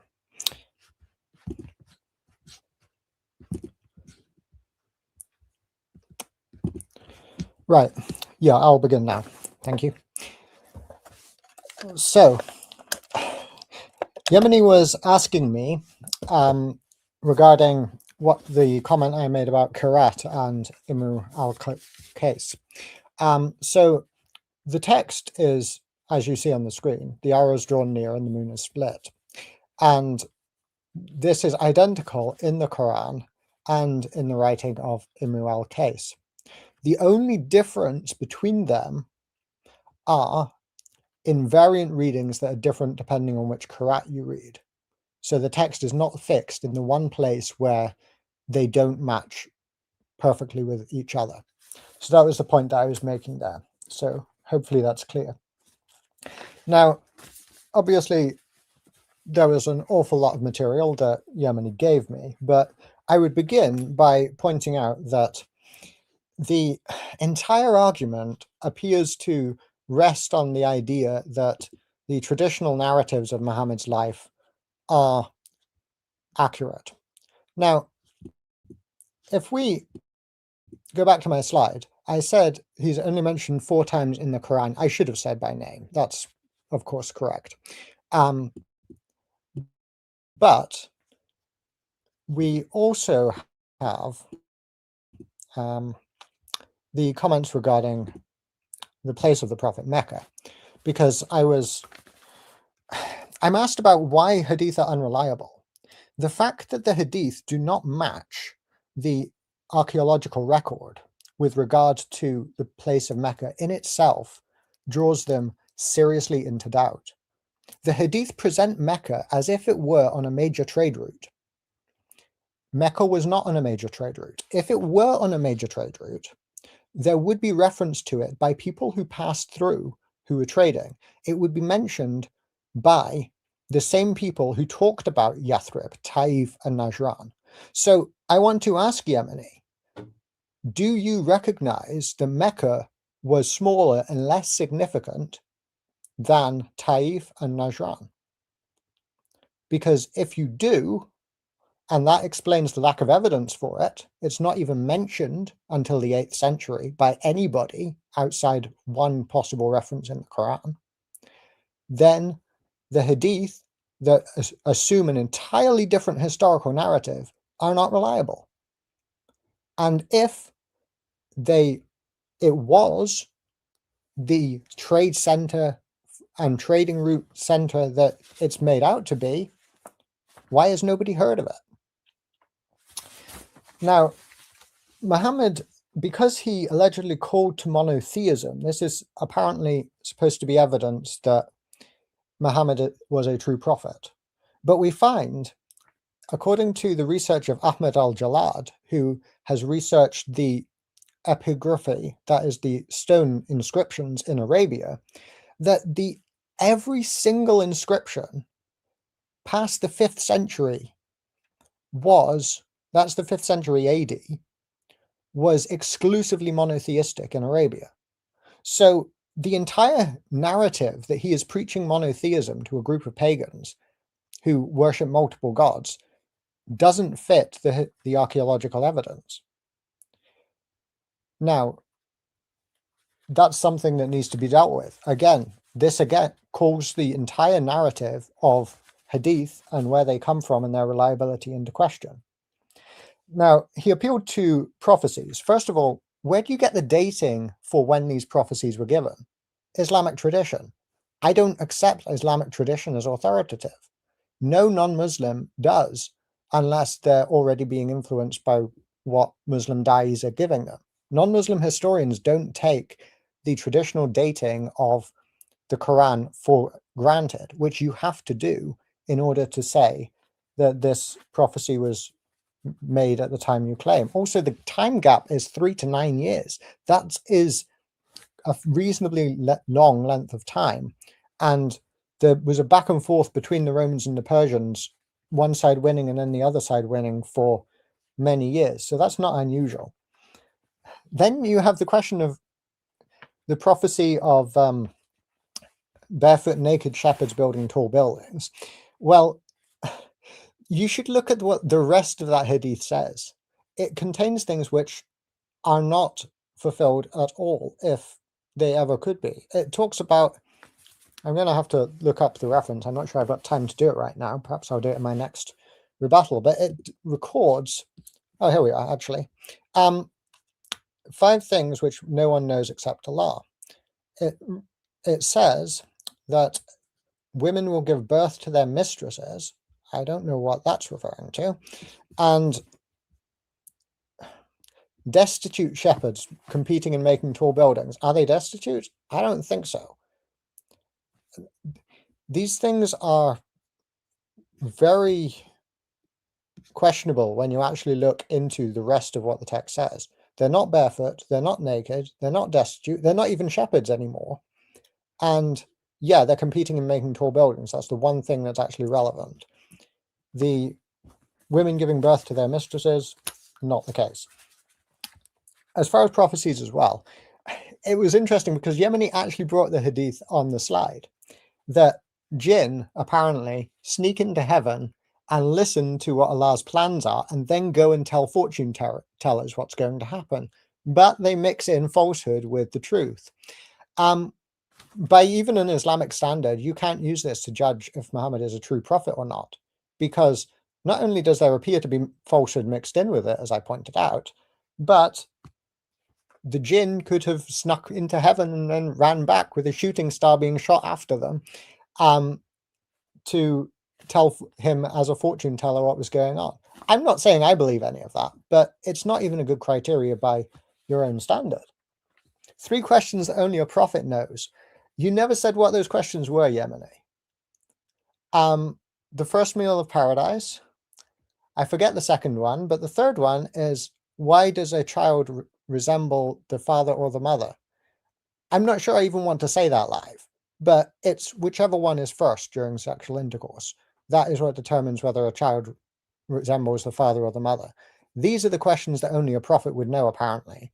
There's only one of them we can verify, and it's false. And at the time, they couldn't verify any one of them. I'm not even saying that I think Muhammad said this, but if he did, was not a good reason to accept him as a prophet. Very good reason to doubt it. Now, I've been given the opportunity to argue that the Quran is not from God based on contradiction. So let's do that. It's not a challenge that can't be met, so let's do it. Is the Quran clear or not? According to a variety of verses, it is clear, and some go even further and say that it is clear with every verse explained in detail, or this sort of language. However, if you read chapter 3, verse 7, it says that the disbelievers focus on the unclear parts of the Quran, and it's only the mother of the book, whatever that refers to, that is clear. Ironically, that's not awfully clear. I mean, the mother of the book may be a reference to specific parts of the Quran, but I'll leave that up for grabs. Furthermore, are Christians polytheists or not? Actually, I hate the translation polytheist. Are they mushrikun or not? Are they associated or not? That would be a better way to translate it. According to some verses, yes, we are. We are called that. According to other verses, no, we're not. We're distinguished and separated from them such that, according to Muslim jurisprudence, you may marry you may not marry a polytheist, but you may marry a Christian woman. That means they are not polytheists. That is a contradiction in the Quran. Same thing, interestingly, with is Muhammad a father to Muslims or not? It is denied explicitly in the Quran, but in a variant reading, it is recorded that he was a father to them. That is the Qur'an of Ubay ibn Ka'b, and you can find that in Yusuf Ali's footnote, page 1104. Now, I'll just make a couple of final comments on the preservation of the Quran while I've got 30 seconds left on the clock. And you will find that in the narration by Abu Musa, I think it's Sahih Muslim 6666, but I'm going off the top of my head, could be wrong. He is speaking to the people of Basra and mentions 2 chapters that were forgotten. And this is not a good thing that they were forgotten. My opponent will doubtless say that they were abrogated, but I'm going to have to wait for my rebuttal period to address that if he decides to. The same can be said of many other narrations which record missing parts of the Quran over time. Okay, thank you for that rebuttal. Brother Yemeni did give you extra minute and a half. I don't know if you heard that prior to you starting. Are you happy to stop, or do you want another minute and a half? We can stop here. I think it's an opportunity. Fantastic. Thank you for that. I'd like to just remind the audience, there's well over 200 people watching. Please don't forget to like, share, and subscribe the stream. And yeah, just share it with your friends and family on social media. Of course, this is very beneficial. So we need to share the dawah, and you must play a part in this contribution of learning and education on both sides. Even though you're a Christian or even you're a Muslim, it's still an education, a learning process for all of us. But now we're going to a very interesting, I'm assuming we're going to have another 10-minute rebuttal. So stay, Brother Yemeni. It's 7 minutes for our second rebuttal. Okay, not bad. So we're going to 7 minutes now, times 2. So brothers and sisters, stay seated and look forward to Brother Yemeni's rebuttal, and of course King Servant will respond soon after. Brother Yemeni, I'll be stepping down and then you can begin. Sure, inshallah. I will start my time now. All right. So as expected, there was no actual evidence presented by King Servant for my opening presentation, nothing but assumption. But let's address what he mentioned in his first rebuttal. He said hadith is different to what we find archaeologically, right? We don't have any mention of Mecca. Well, actually, Diodorus of Sicily in the 1st century BC mentions of a temple that was revered by the Arabs. Now, some people think this is referring to the Gulf of Aqaba because it mentions Gulf, but what King Servant actually needs to do is actually provide evidence of a temple that was revered by the Arabs at that time, other than Mecca.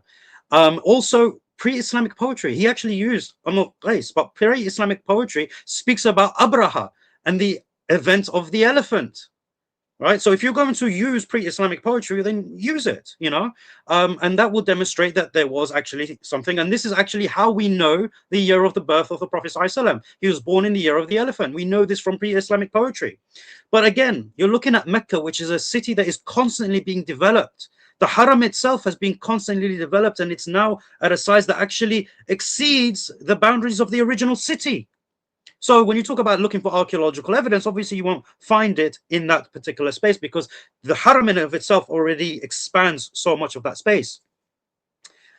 But then he says there was no archaeological evidence, but then says, but there was archaeological evidence of only monotheism in the 5th century. But again, you're not referring to Mecca, you are referring to other parts of the Arabian Peninsula. Mecca in of itself is a continuously developing city, unlike other regions of the Hijaz, which have things being preserved. And then talk about tradition, dating. How do we know this? Well, we've already established this is from the Isnad system. We trace it all the way back. Ilm Rijal. You are the one that has to disprove that, which you haven't yet. You haven't proven this. When you talk about not understanding women giving birth to its masters, it's in reference to the disrespect of children. So mothers will give birth to children who then grow up and disrespect them and order around as if they are their masters. When you come to the Bedouin prophecy, and the fact that you had a contention with it astounds me, because at the end of the day, you only went off a translation with regards to some sort of meaning put in. If you actually look at the Arab text, it doesn't mention they are naked. You have to look at the Arabic text. I mean, we have Google Translate. You can put it into Google Translate if you want to get a fairly accurate reading of it. You know, we've got technology at our hands. You should use it.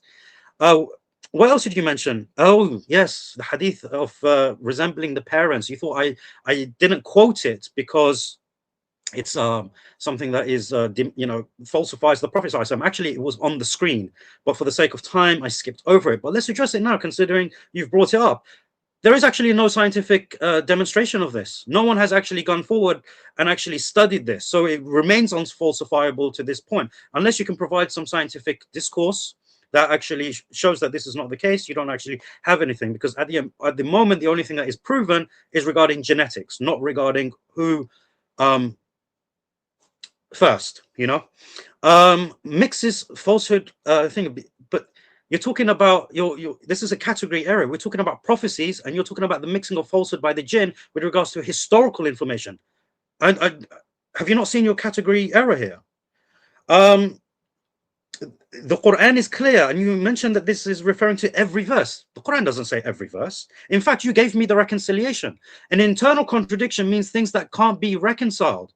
When the Quran says that this is a detailed explanation of all things, okay, and it refers to the interpretation, it explains that it is clear in its understanding that this is a clear Quran, and there is ambiguity to it, and the Prophet ﷺ is to explain it to us, and the Arabic language is there to use, right? These are all reconciliations of these claims. These are not contradictions. I think you need to understand what a contradiction is.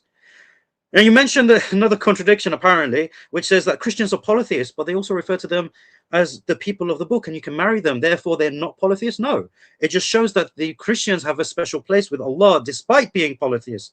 That's why he refers to them as the people of the book, and therefore we can marry their women, and even that has its criteria. The woman has to be chaste. So, in other words, Muslims take the best of the Christians, the Christian women, and we leave you the worst of the Christian women, the ones that are unchaste.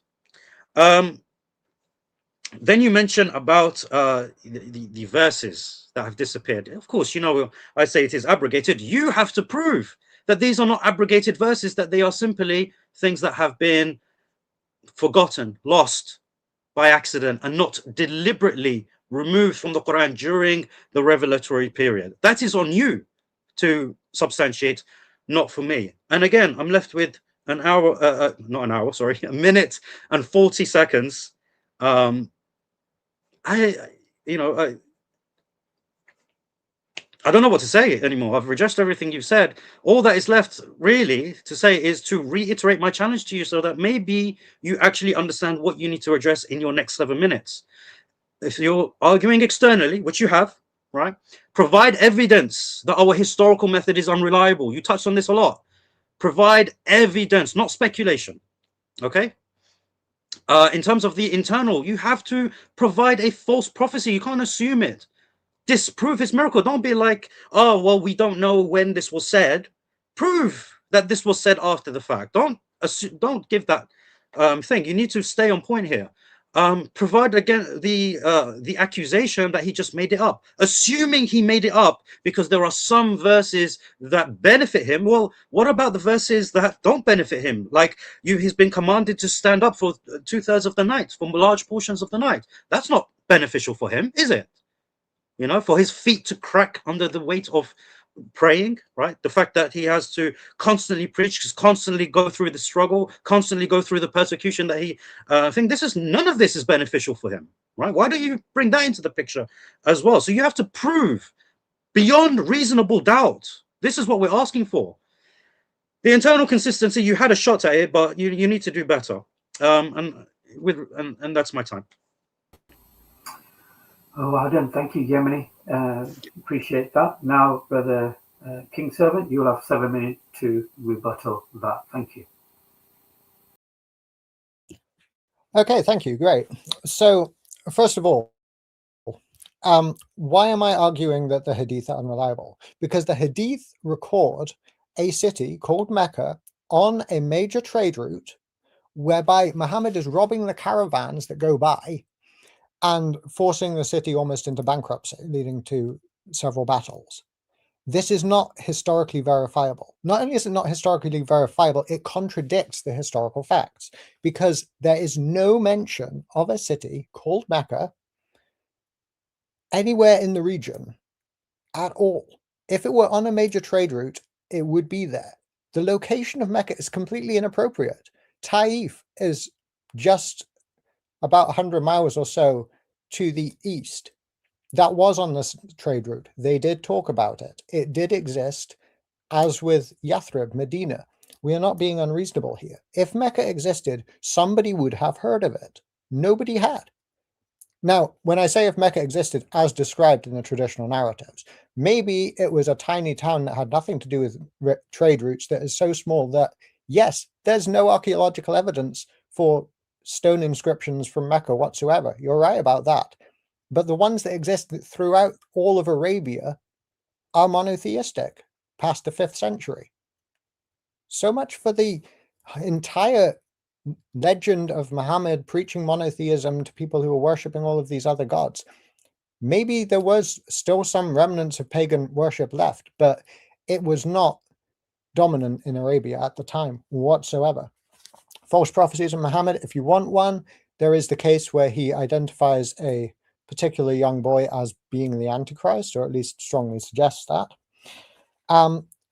You say that Muhammad does not reject the Father and the Son, but if you actually read the Quran, which I know you have read it, it explicitly says that even the way in which Christians and Jews call God a father is to be rejected. It's not just they're rejecting some concept of Jesus as the literal Son of God. It's rejecting the fatherhood of God completely. It says, if God were your father, then why would he punish you? No, just say we're slaves of Allah, right? So when it comes to the satanic verses, what is your evidence, Yemeni, that it was not agreed in the earliest centuries that the satanic verses took place? There's 50 sources saying it did. Only one of them rejects it, and that's not from one of the Sahaba, and he rejects it on theological, not historical grounds.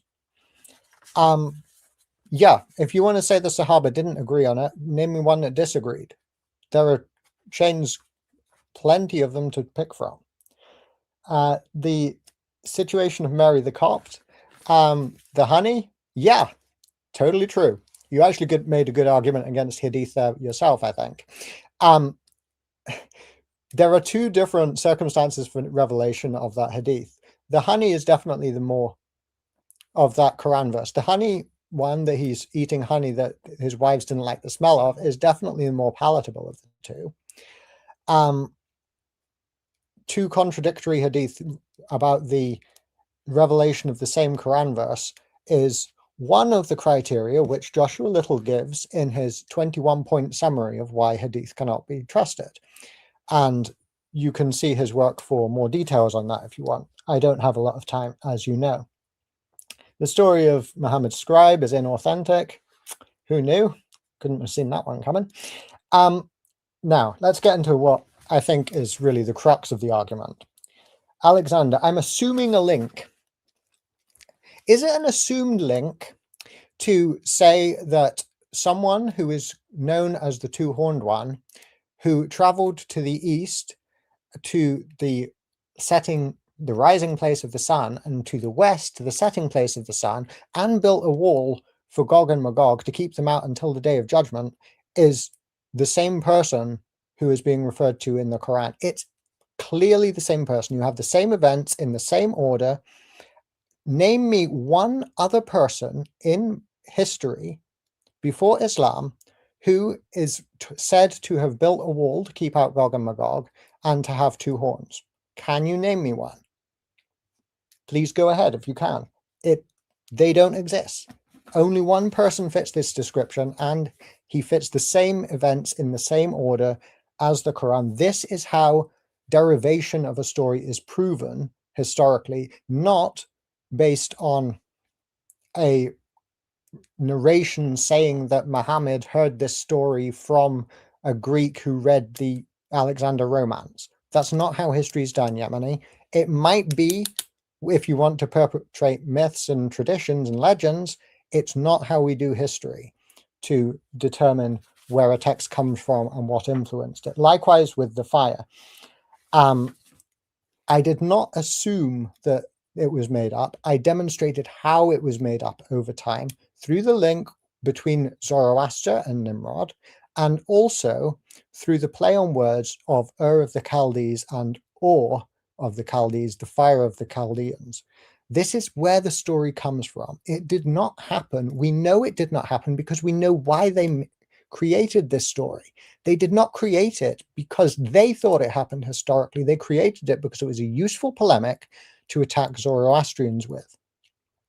And it has no basis in the historical record. It was developed over time and ended up in the Quran. What you claim is a revelation of God. And the same can be said of the Alexander romances. Do we know they predate Islam? Every single scholar who has written on the subject agrees that they predate Islam. Before or contemporaneous, I'll define what that means. The years 570 to 630.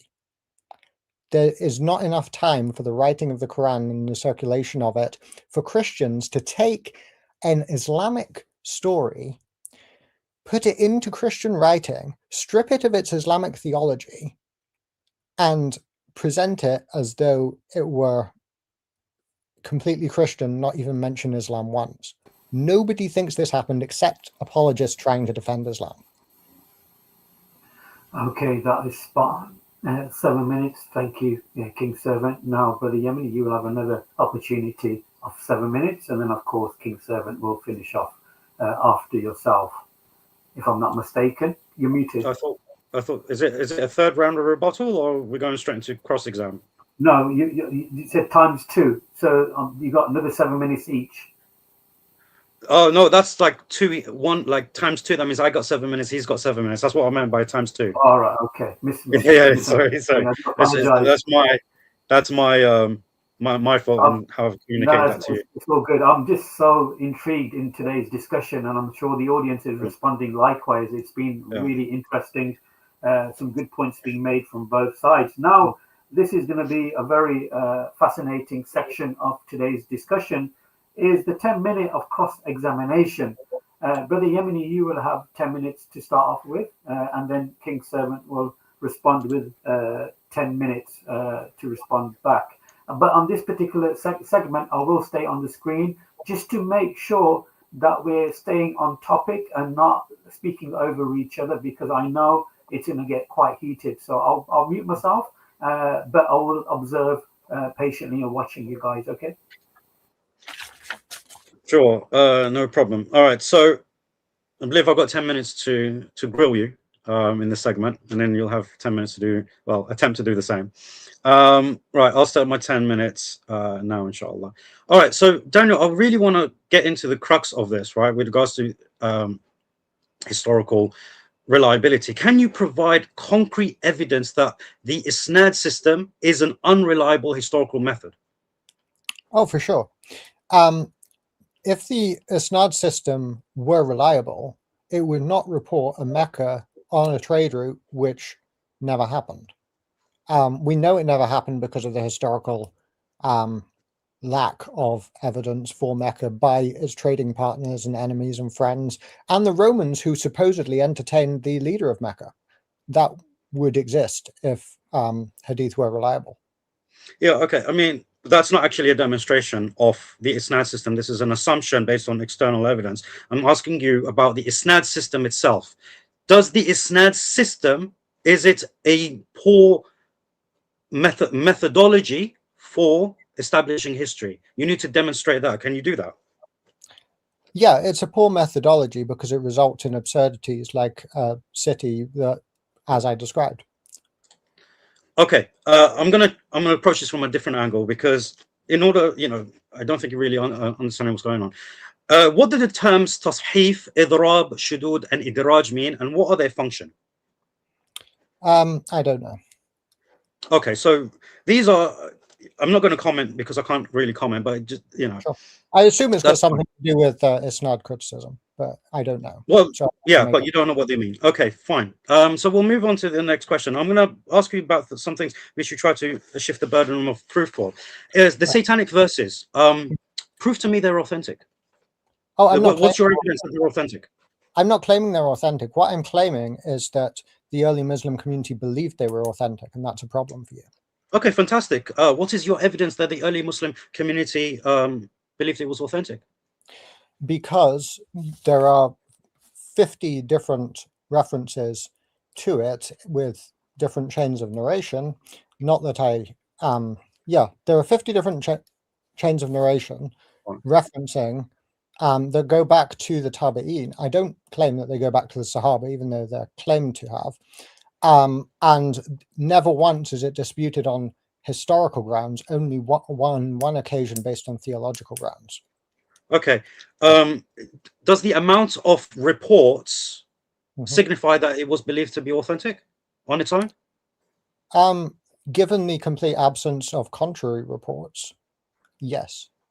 No, you're incorrect. Okay, so that's not a question. We just wanted to, yeah.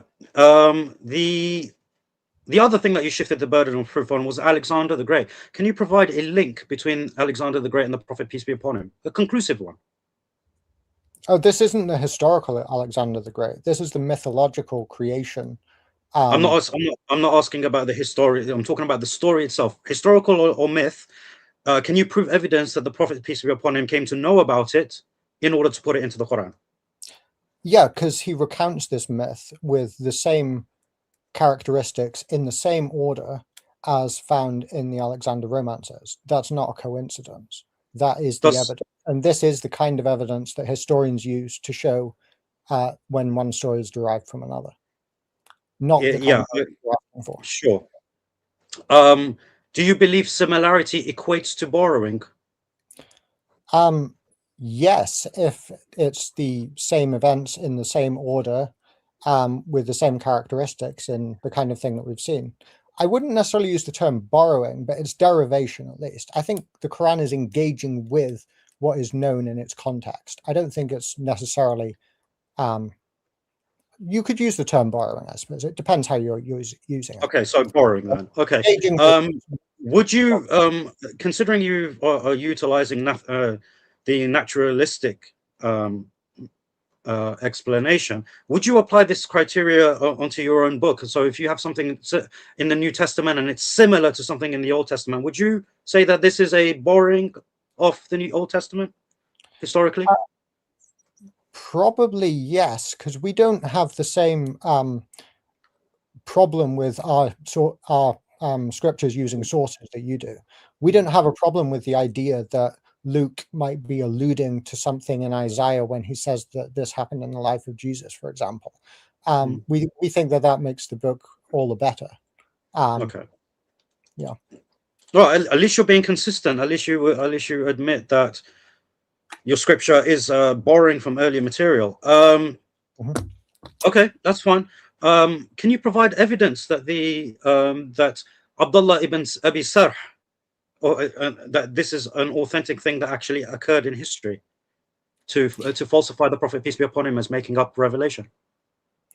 No, but I think it's interesting that the story exists at all and that it's been preserved. But I don't necessarily think it's even historical myself. It's not about what you find interesting; it's about what you can evidence. Yeah, I don't okay. think it's authentic. I'm not going to. Okay, you don't have. Okay, so curious. With regards to what else you mentioned.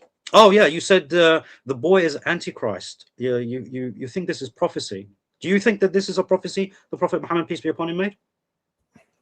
I'm going to have to check exactly what the hadith says, but I think there's a reference to if he lives for so long, then something will happen. But I'm going off. You're conflating. I don't have the. Yeah, you're conflating reports. You're conflating reports. It's okay. I still have just under 4 minutes. Do you believe that when it comes to the biblical criteria, do you believe that we should explain or affirm the same theology as you, even though you disagree with the Jews regarding the theology, despite you both reading the same scriptures? I have no clue what that has to do with whether Muhammad is a true prophet or not, but I think because that I'll explain to you why this is relevant. Because you, in your opening statement, you started off with biblical criteria, denying the Father and the Son, different gospel, and the law of Moses. This is biblical criteria. So why should we accept your criteria, considering your theology is that from the different to that of the Jews, even though you both read the same scripture? Why should we as Muslims accept that? Oh, I'm saying why I, as a Christian, reject Muhammad as a false prophet, and that would apply if you want me to apply what you would call Christian criteria, biblical criteria, being consistent as a Christian. Then I'm going to use the New Testament, which is what I quoted, which is rejected by religious Jews. Would you not think that this is circular reasoning if you're just utilizing what you believe in? Oh, for sure. I mean, it would only be if you are trying to say, King Servant, you're a Christian, you're critiquing us, you need to do it from within a Christian worldview. That's what it would look like. It would be open and closed case within 2 minutes. But I'm guessing you want to go further than that, which is why I did. Yeah, no problem. When you mentioned chapter 6, verse 99, do you believe that this is in reference to Mecca? As far as I'm aware, yes, it is. It's definitely a Meccan surah, and I think, yeah, I think it is. Although I'm not asking whether it's a Meccan surah, I'm asking whether it refers to Mecca. Yeah, other people who live around it, based on what I'm aware of, that is the case. But I know you're insisting otherwise, so I'd be open to see what you've got there. Well, I'm not going to make a comment on what actually. I know you can now. Maybe in a statement. Yeah. Okay. Let me ask you this: why is it that the majority of your evidence that you presented today was from inauthentic sources? Why did you do that? Yeah, I don't agree that that was the case. I quoted from Sahih Hadith regarding Mary the Copt, and I quoted from the Quran for the bulk of my argument based on Alexander and Abraham. I do not accept the statement that the incident with Zainab and so forth is inauthentic. It comes from Tabari, sure, but I don't think that that makes it inauthentic by Sunni standards. I didn't see evidence presented that it was based on fabricated chains or anything of that nature. Yeah, well, I'm not referring to the Quran because the Quran is, what's being tested. I'm talking about the historical material, right? And yes, this is why I said most of the evidence, not all the evidence. So, were you aware that these reports were inauthentic by Muslim standard? Yeah, I was aware that the reports regarding the scribe would be classified that way. But I think it's something that a person considering if Muhammad was a true prophet or not ought to take into account that such narrations exist before assuming the Muslim classification of them by people who'd already accepted him as a true prophet. A lot of assumption there. Okay. With regards to Abraham and the fire, what is your evidence that it was developed by Jews and not something that was it came from something that could have been true, yet became something that was within Jewish commentary? And that's my final question. Oh, sure. Well, I referred to Yishai Kael's article on that, which in which he says the motif of Abraham's miraculous deliverance from a fire is completely absent from the Hebrew Bible, and it's developed from traces of this motif, which find their way in through Second Temple exegesis. So I demonstrated the wordplay, the association with Nimrod and Zoroaster, and so we can trace quite clearly where this story comes from and how it developed over time into what you have in the Quran. Sure. I mean, I don't think that adequately Okay, answers the question, but that's fine. Thank you for that, gentlemen. Hopefully, we're going to hand it over to King Servant. King Servant, your time will start as soon as you ask the first question. Okay, yeah, that's great. So can you name me, Al-Yemeni, one figure from pre-Islamic tradition who built a wall to keep out Gog and Magog, had two horns, and traveled from the Far East and the Far West, and was known as a righteous king, other than Yeah, Alexander? sure. Yeah, Dhul Qarnayn. Dhul Qarnayn means the two-horned one, right? Yeah, you asked me for a figure. I gave you Dhul Qarnayn. You said other than Alexander the Great, I gave you Dhul I Qarnayn. said it's pre-Islamic literature. Oh, pre-Islamic? No, there isn't one. Okay. When it says in Surah 18, they ask you about Dhul Qarnayn, should that be understood that people are asking about a figure that they've heard of before and are making reference to? Of course. And is there any other figure that you have any reference to who that might be, who did these things that I described? No, but the report you're referring to, they don't mention it was Alexander the Great either. They just mention the two-horned one. So I get this is a shifting of the burden of proof on your part. So the two-horned one was used as a designation for who in pre-Islamic Arabia? It wasn't limited to Alexander the Great. If you look at the early sources within around the 3rd, 4th, and 5th century, there were other figures that were referred to as two-horned. So yeah.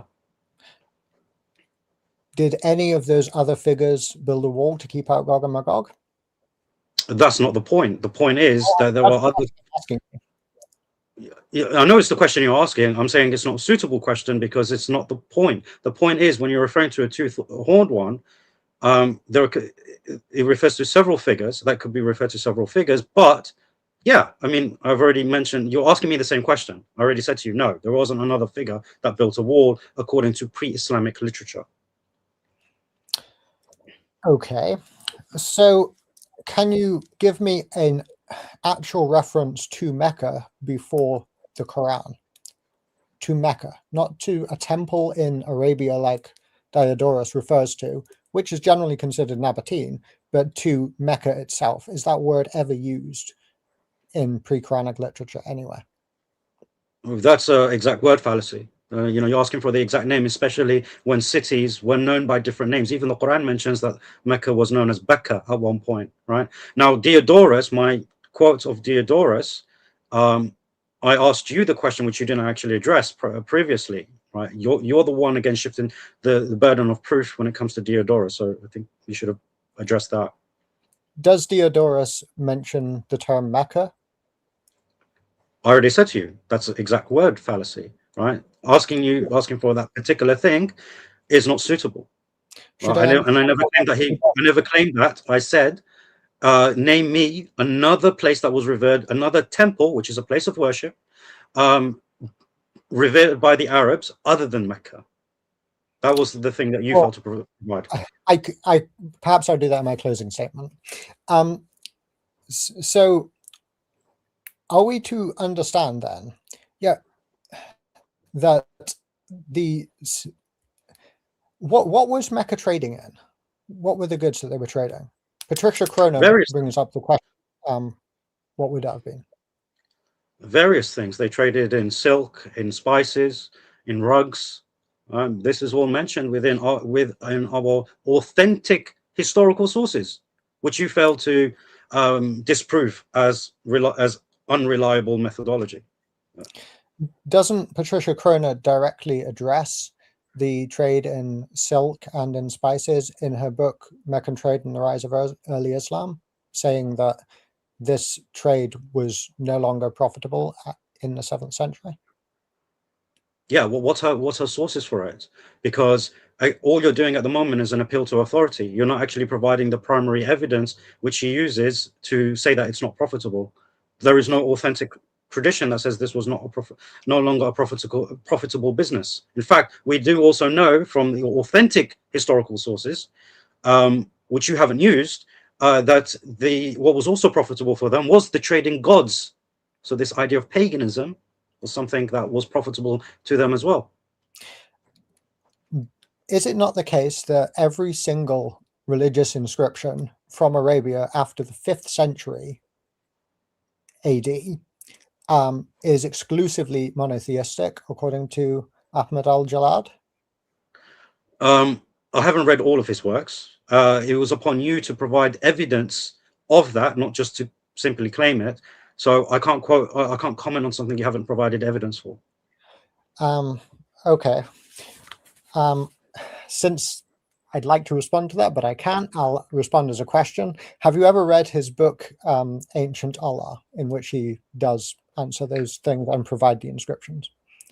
No, that's not a book that I read of his. However, again, going back to our primary sources, see, I'm not appealing to authority here, Daniel, King Servant. I'm appealing to the authentic primary sources, which you haven't disproven yet.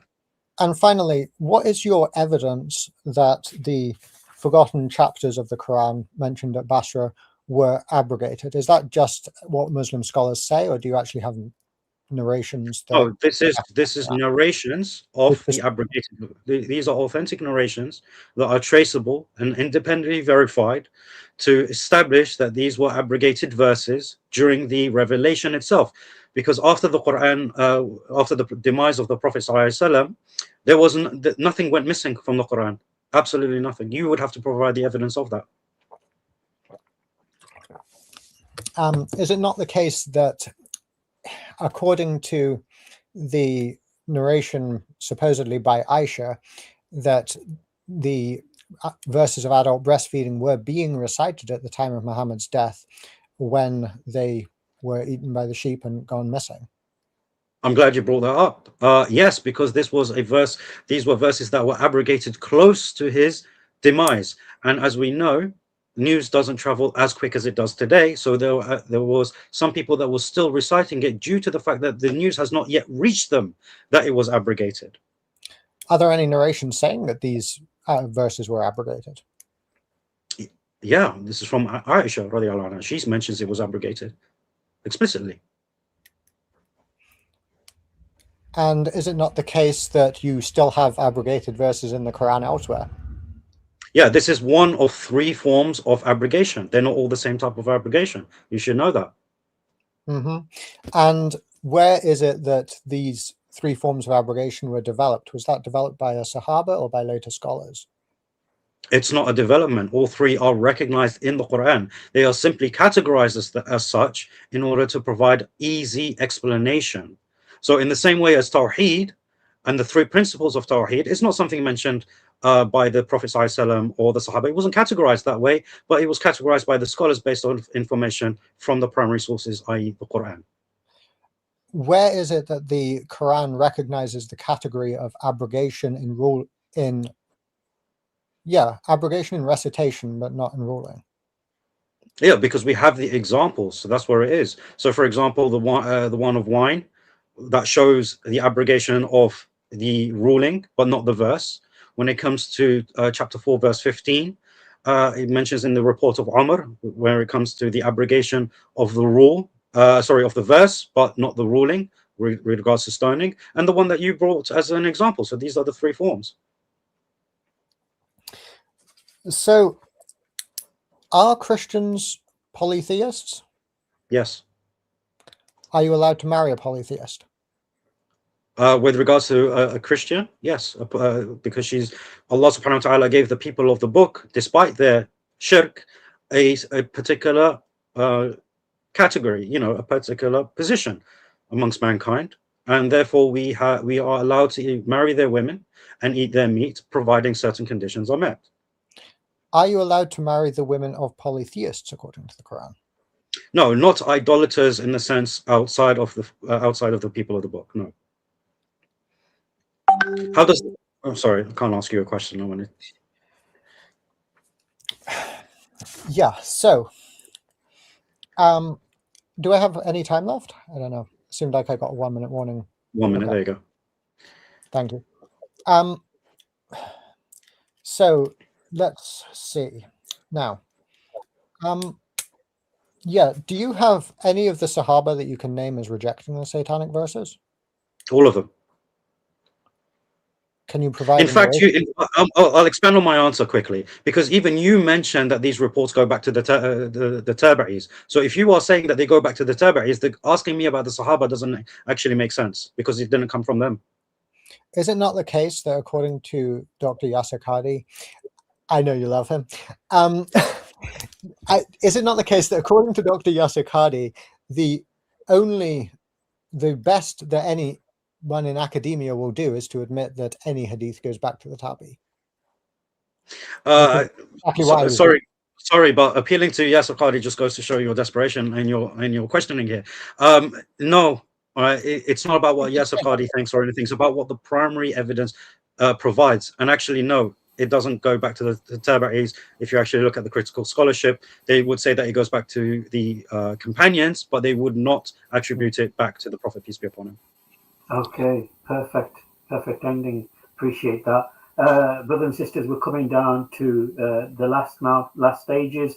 We've got 5-minute conclusions from each speaker, and then it'll be a chance for the audience to ask questions. We'll be only taking written questions, but when you write a question, make sure who's it addressing to. Sometimes people write a question, and of course myself and the guests get confused in who's it actually aimed at and who's it for. So please, when you write a question, make sure you inform myself or the guest speakers it's actually aimed at them. So the next segment, brothers and sisters, is the 5-minute conclusion. Brother Yemeni, you did start, so of course you will begin your 5-minute conclusion, and I will step down, and then you can start your 5-minute conclusion. Okay. Well, first and foremost, I want to thank King Servant for this debate. I know this is something we've planned for a while, and I'm glad that it's finally happened. I believe it was a good discourse, although I am disappointed in his approach. What I want to mention is that when it comes to this question, it is a historical question as well as a theological question. And unfortunately, my opponent today has not been able to provide any evidence that the isnad system in of itself is a poor methodology to utilize. So therefore, until something like that can be proven, when we cite our authentic reports, this is something that can remain unchallenged in terms of authenticity. Unfortunately, what my opponent did today is utilize the HCM, which is a very unreliable method, which assumes naturalistic proposition, which is, and in credit to him, he was consistent in utilizing that even for his scripture. But then I have to ask, why is he a Christian? As we have seen in the cross-examination, there were many admissions to an appeal, maybe not directly, but indirectly, an appeal to ignorance, not understanding certain things, even an admission to utilizing information that is known to be inauthentic, admission that the prophetic criteria is circular. So a very fallacious discussion from my opponent's part. However, to end on a very beneficial note, when it comes to evidencing the Prophet ﷺ, as I mentioned at the end of my opening statement, it is an impossible task when given to non-Muslims. And make no mistake, King Servant is a very intelligent man, which is why I agreed to debate him. But the strength of Islam, unfortunately, makes one who is quite intelligent seem very weak in his argumentation. But this is not, this is due to the strength of Islam, due to its historical and theological strength. And as we have covered indeed the historical methodology is very strong. The prophecies of Muhammad ﷺ could not be falsified. There was no evidence of internal contradictions of the Quran. There was nothing to actually debase the Prophet ﷺ with regards to his character. And there was no evidence of being able to produce a chapter like it, and all the other criteria that I have mentioned. So, and remember what I said during my opening statement, that what I have presented today is a mere fraction. What you guys need to understand is that my presentation has been chopped by 2/3 for this debate, and yet it was sufficient to conclusively prove that the Prophet ﷺ is a true prophet by virtue of my arguments and by virtue of the lack of argumentation and inability of my opponent. I have a lot of time left to spare regarding my closing statement, but there is not much more that I can say regarding this, because I think this debate has spoken for itself. I believe that the conclusion is self-evident, even for those who have a staunch stance against Islam, and due to the strength of my arguments and the impossible nature for my opponent to tackle them. So I'll leave it there, and I want to reiterate my thanks to King Servant, and I want to reiterate my thanks to all of you for coming for this debate. Inshallah, you have enjoyed it and benefited from it, be you Muslim or Christian. And with that being said, Assalamu alaikum wa rahmatullahi wa barakatuh, and I look forward to the Q&A. Okay, Brother Yemeni, you ended a minute early, so thank you for that. I really appreciate that. It's amazing, we nearly got 300 people watching this debate. Please don't forget to like, share, and subscribe to the Dialogue Wise channel. And if possible, share the stream to friends and families on your social media platforms. A very fascinating discussion so far.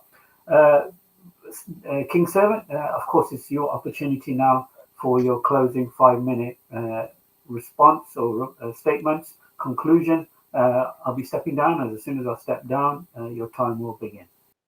Thank you very much. So it's very nice for Al-Yemeni to give me the opportunity to preach the gospel in my closing statement. He asked me, so why are you a Christian then? Let's make the contrast. Imagine if the evidence for Jerusalem was similar to Mecca.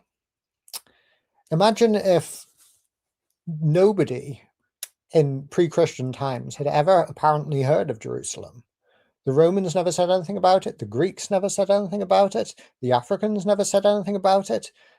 The Jews themselves apparently never even heard of it. There was no inscriptions from Jerusalem anywhere.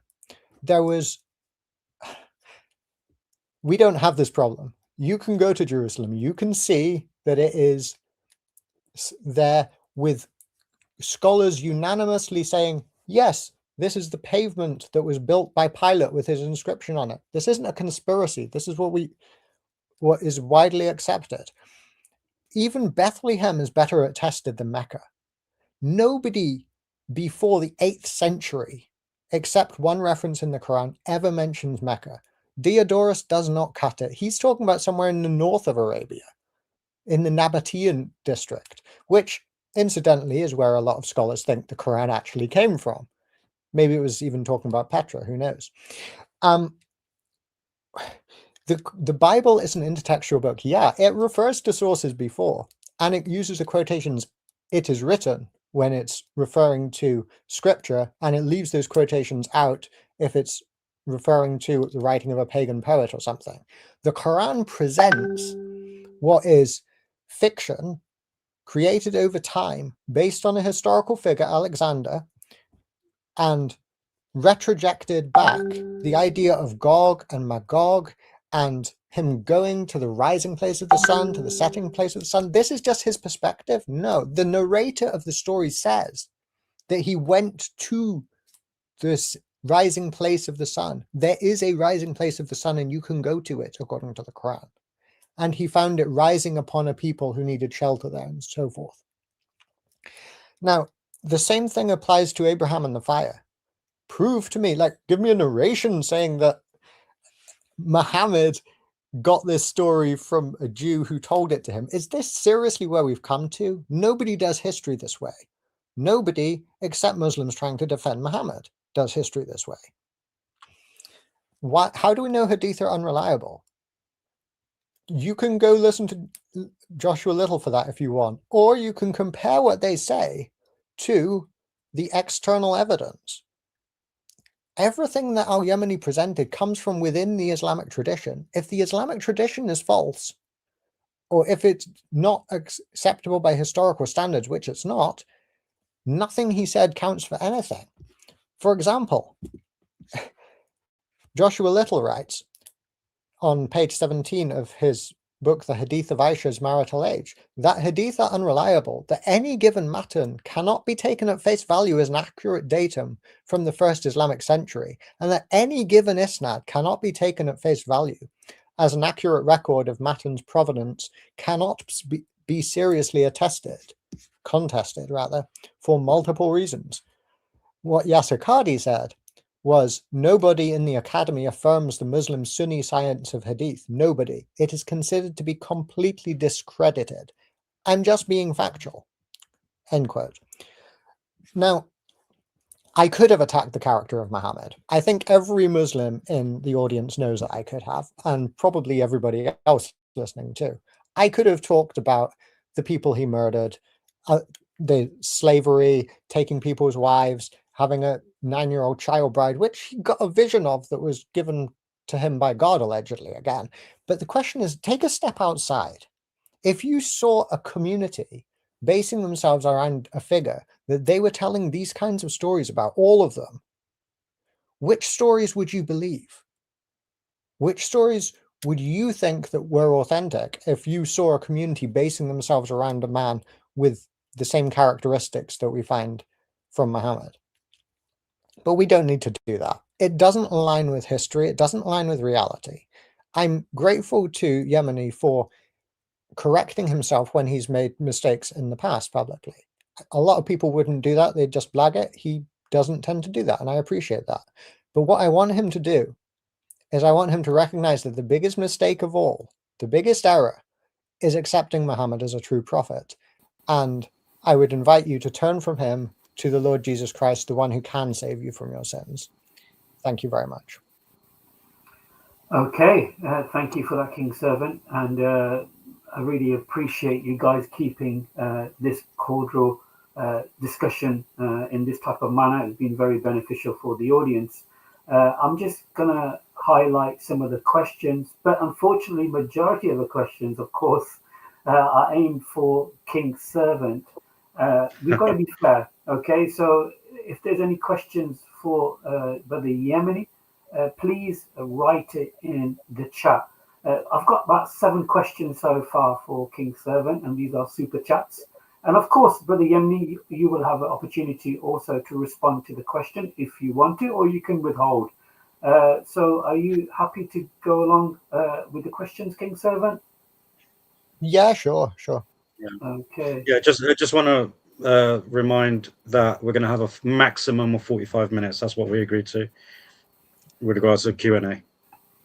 That's fantastic. But of course, depending on any questions for you, because we don't want to bombard King Servant with question after question. And yes, we do. I don't know about you, Yemeni, but that debate actually felt rather short to me. Like, I was expecting it would feel longer, but no. Like, once you're in it, you could go for even longer. You know. So yeah, no, it was good. Okay, we'll go straight to the questions. People are patiently waiting in the chat. Just a quick reminder, don't forget to like, share, and subscribe to Dawahwise. And of course, share this show, share the link to your family and friends on your social media platforms. Of course, Brother Yemeni's got a YouTube channel, and of course, you can contact King Servant via email, and hopefully we'll post that in the chat later on today. So we go straight to the first question. Unfortunately, surprise, surprise, is actually for King Servant. Okay, King Servant, there is a question, and if you want a minute, and then we can give the same minute to Brother Yemeni to respond. Yeah, perfectly good question. I was paraphrasing. What it describes is that she was not wearing a great deal and that she got up in haste, causing him to see more of her than perhaps was usual. And he exclaimed, blessed be Allah who causes hearts to turn. That's the way I remember it. So yeah, he saw her body when she got up hastily, and it says that he saw her.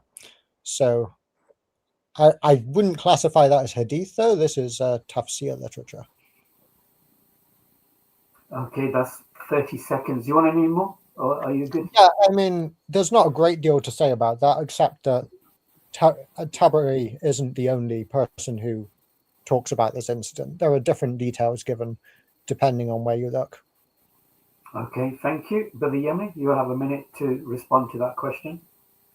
Well, no, it's actually 30 seconds because it was directed to By the King way, Servant. make sure you get the last question in there. He had a really good question in the chat, if you haven't started already. Brother Yemi, Did do he? you want to address this? You can address this Yeah, question. yeah, I'll address it, inshallah. So yeah, I think again, you know, it was addressed in the debate that King Servant didn't even know that this was inauthentic. Any narration regarding the Prophet ﷺ lusting after her, not necessarily even seeing her body, but just generally lusting after her, is inauthentic. Just because it appears in our sources doesn't mean it's something to be relied upon. You need to be able to make the distinction between what is accepted and what isn't.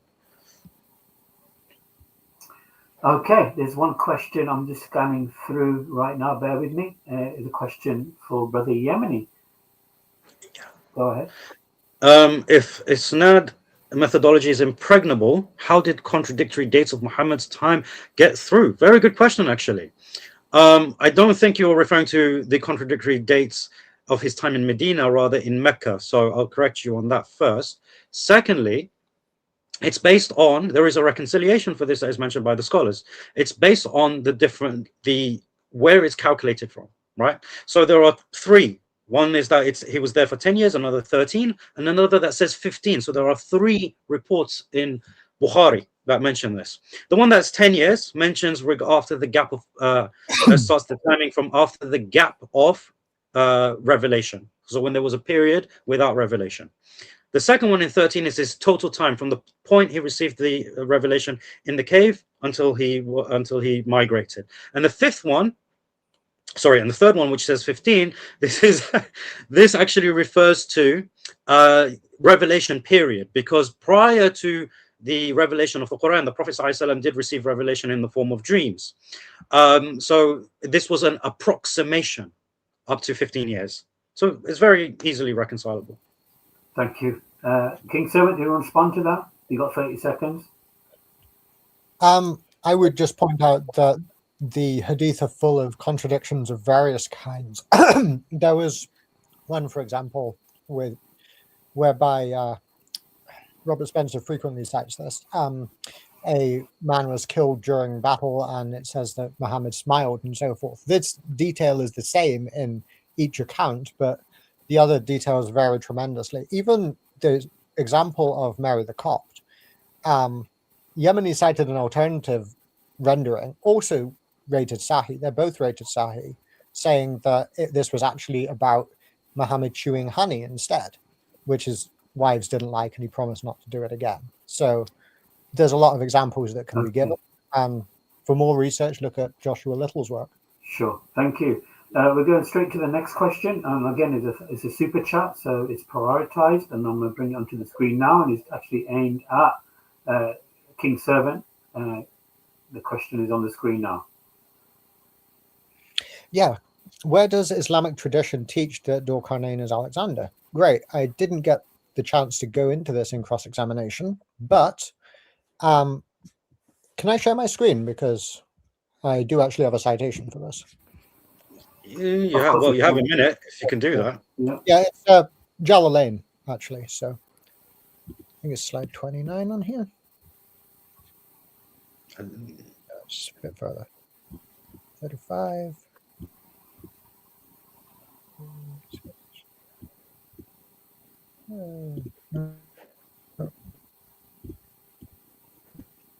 Yeah, Jalalain. So that's one example. There are other names in the tradition. But Jalalain is one of the ones who identify him as Alexander. I think the earliest ones are all Alexander, but Ibn Kathir would reject it, and you get other people that reject it on theological grounds, not on historical ones. Okay, Brother Yemeni, you'll have 30 seconds to respond to that. I mean, yeah, the response is on his screen, and they, the Jews, right? So this is an Israeliyah, right? And again, Al-Jalalain is not from the early centuries. So the people who received the Quran, who understood the Quran, they didn't believe this, right? So this in of itself is not an authentic report. It's just speaking about what Jews have said, right? We do not take Israeliyat as authentic or inauthentic, as commanded by the Prophet, peace be upon him. Do not believe nor disbelieve, right? But again, with regards to this, we know this is not who it's referring to, right? This was challenged to King Servant, but he didn't produce evidence. Okay, that's got on 30 seconds. There's a question for you now, Brother Yemeni. What response do I have to Joshua Little? I think you're referring to his statement about the honey and the other narration, both of which are sahih.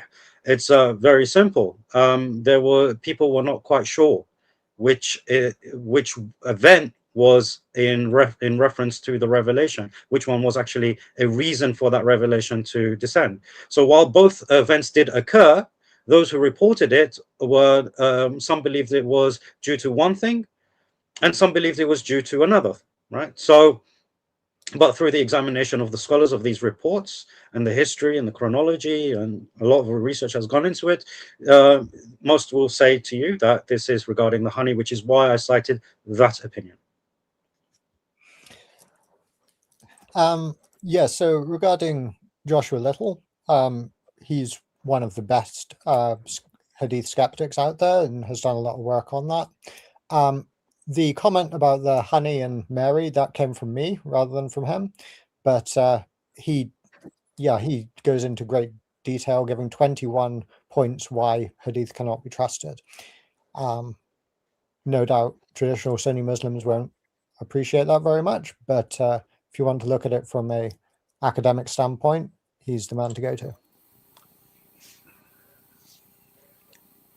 Okay, we're going to quick fire these questions because we've got loads already in the chat. So we're going to go quick fire. Again, King Servant, this question's for you. You'll have a minute to respond and 30 seconds to Brother Yemeni. Yeah, so there is actually a pre-Islamic collection of poems. I don't recall the name of it, but you can look at the work of Dr. Shady Nasser. He has a lecture called "Is the Quran Bad Poetry?" in which he goes in detail in comparison between the Quran and pre-Islamic poetry, and it's as a poetry collection, so it's pretty clear what is classed as poetry. Does the definition apply to the Quran? Yes, it does. The Quran is poetry, but it is true that it breaks the rules of his Arabic poetry and so forth. It doesn't break the rules because it's better than it. It breaks the rules because it's not good at what it's trying to do. So, yeah, I think that answers the question. You have poetry collections, and things are recognized in Islamic tradition as pre-Islamic poetry, but I don't take Islamic. Okay, that's 1 minute. Can we just slow this down? Because what's happening is that you're having a minute respond, 30 seconds to just have a little 5-second break before I reset the timer, because otherwise I'm going to get lost in the timing. So, Brother Yemeni, you've got 30 seconds to respond starting now. Yeah, sure. I mean, I was hoping you'd bring this up because you even made a TikTok about this. And it's very interesting because what he mentions is that the Quran is not poetry. He said if it was poetry, it would be considered bad poetry, but it is not poetry. Listen to the quote, right? You actually put it on your own TikTok, and it doesn't say that it is bad poetry. He says if this was how it would have happened, in the same way that with my quote of Al-Baqalini, which is a primary source, what you're doing, King Servant, is still an appeal to authority. You're not actually explaining the primary sources that they utilize for this information. Al-Baqalini says the same thing. If you said such and such, then it would be bad at it, but it is not it. You need to contextualize these things.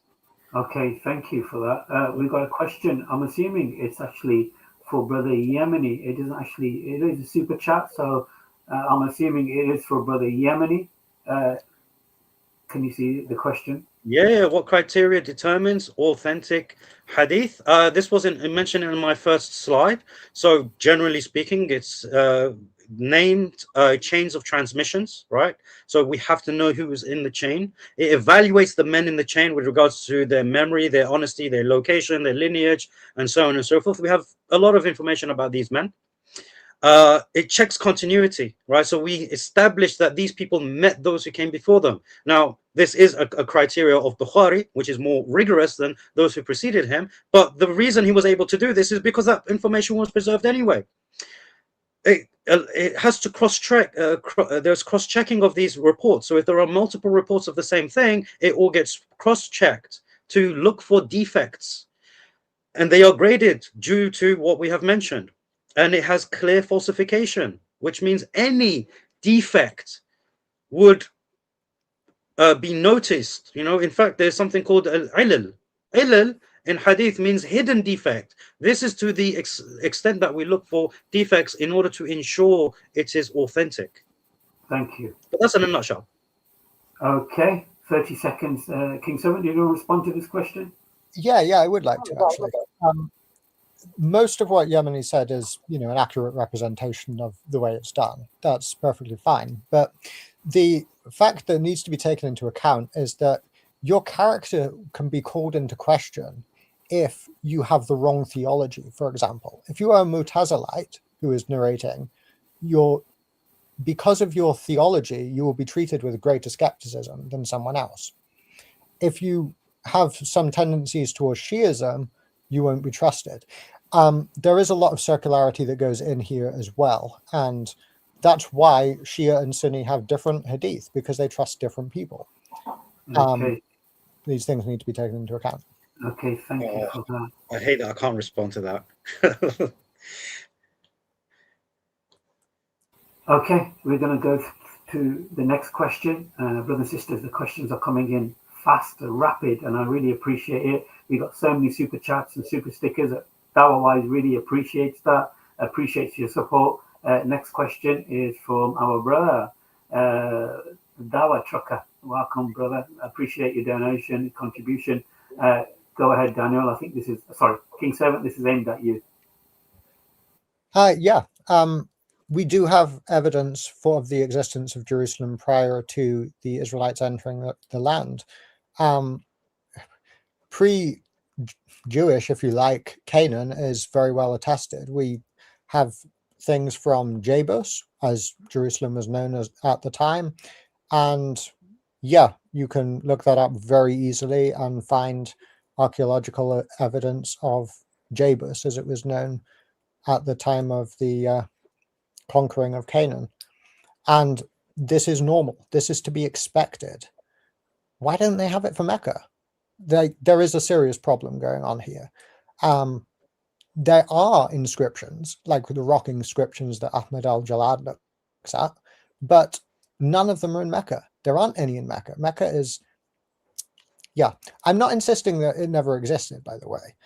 What I'm insisting is it certainly never existed in the way that Islamic tradition portrays it. And that is actually the mainstream view. The mainstream view is that Mecca existed, but not in the way that is portrayed by the Islamic tradition. Personally, I doubt its existence, but I'm not necessarily insisting on that for this debate. Sure, thank you. Brother Yemeni, I'm going to reset the time. You've got 30 seconds to respond to that. Yeah, very simple. I mean, he asked for the evidence of Jerusalem, not the other place that you mentioned, right? Isn't that what you did regarding Mecca, asking for that specific name? It's, what's it called? What you refer to as Jalub or something like that? I mean, be consistent.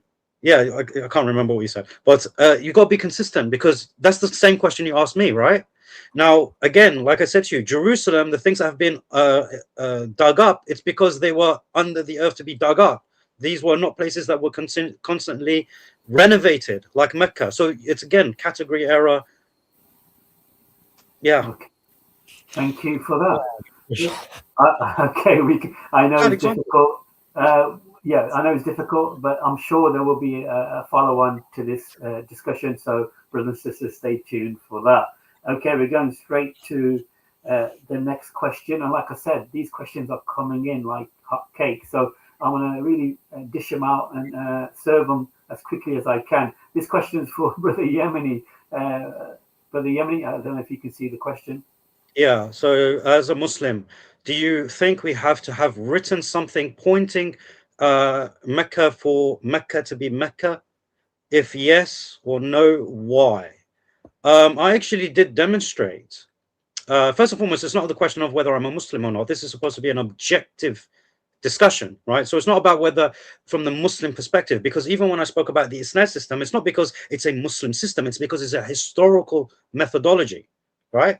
It just so happens to lie with the Muslims, right? This is why it's so authentic. But again, when it talks about history, I mentioned Diodorus of Sicily, right, which King Servant still hasn't responded to in a conclusive way.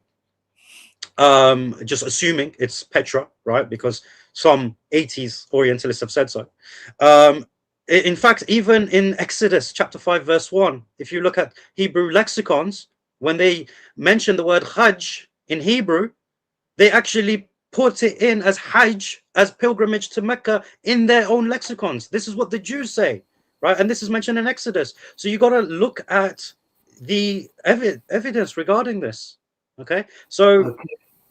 yeah. Okay, Brother Yemeni, thank you for that. I know you want to continue, and I can see King Servant also biting his tongue. But of course, time is at a premium here, so we've got to go through the questions as quickly as possible. King Servant, you have 30 seconds to respond to that. Yeah, thank you. So, what does Diodorus actually say? Does he mention Mecca? No. He just says that there's a center for cultic worship in Arabia. You've got the whole of Arabia. He says there's a center of cultic worship there, a temple. And so that's the best Yemeni's got for evidence of pre-Islamic Mecca. There were centers of worship and temples all over Arabia in different places. Though they existed in Petra too. I'm not insisting it was Petra he was talking about. It could well have been. Jebus is mentioned in the Bible, by the way, the Jebusites. It's not Okay. Yeah. Thank you. That's 41 seconds. I did give you some extra time. Yeah, that's fine, sure. Because I know you were biting your tongue earlier, so I thought I'd give you Okay. We're going straight to the next question. I thank you for the donation, the super chat. Here we go. This one's for King Servant. Go ahead, King Servant. Yeah, I don't think that's an appropriate question. Yeah, that's not. I mean, that is setting him up to fail, really. I know that's the intent. King Servant. I mean, Brother Yemeni. If King Servant wants to pass on this, I'm going to give you 30 seconds to respond to it. No, it's not fair for me to mention the difference between قد قربت وقربت الساعة. You know, because it's a question to him. I shouldn't answer it. Okay, we'll go to King Servant. If you're happy to go to the next question, it's aimed towards you, so you can read it and deal with it. Thank you. Yeah, what medical paper could I cite that disproves the morphological traits of the offspring are determined in that way? Basically, anything that you read on genetics and on why certain traits are inherited and how that is determined has nothing to do with that whatsoever. And bear in mind that the context for this is these are supposedly 3 questions that Muhammad was asked so that a prophet only would know how to answer them. The person asking the question wouldn't know. So it's not a good reason to accept Muhammad as a prophet. We have all the more reason to reject it now, but even under his conditions, he wouldn't know if Muhammad was making stuff up off the top of his head or whatever else. There's no reason he should accept Muhammad as a prophet based on something like this. Yeah, this is an argument from silence. You know, at the end of the day, look, there is no, you know, because there's nothing there, you're assuming that this is false. You know, there's actually no studies that could be cited to prove that this particular aspect of the traits of offspring can be falsified. And of course, with Abdullah bin Salam, he wouldn't ask him these questions if he already knew what the answers were from previous prophetic traditions that he had access to. Otherwise, there's no point of him giving him the test. Doesn't make sense. Okay, thank you for that. On 30 seconds. Let me reset the clock. We've got another super chat. I really appreciate the super chats, brothers and sisters. This question's for Brother Yemeni. It's on the screen. It's a lengthy one, and I'm hoping you can deal with it within a minute. Waraka said the angel in Hira was the Namus, not Gabriel. The Namus was the angel of Lord. It appeared to Moses. Gabriel never appeared to Moses. Islam is based on a misidentification. No, because the Namus is not a name, it is a title, right? The Namus refers to the one who the keeper of the secrets. Okay, this is how Waraka identified him. This is what is meant by Namus. So not Gabriel, he didn't identify him by his name, he identified him by a title based on a scripture that he had, right? Not based on what you have. You got to get that right. So the misidentification comes from you, not from Waraka.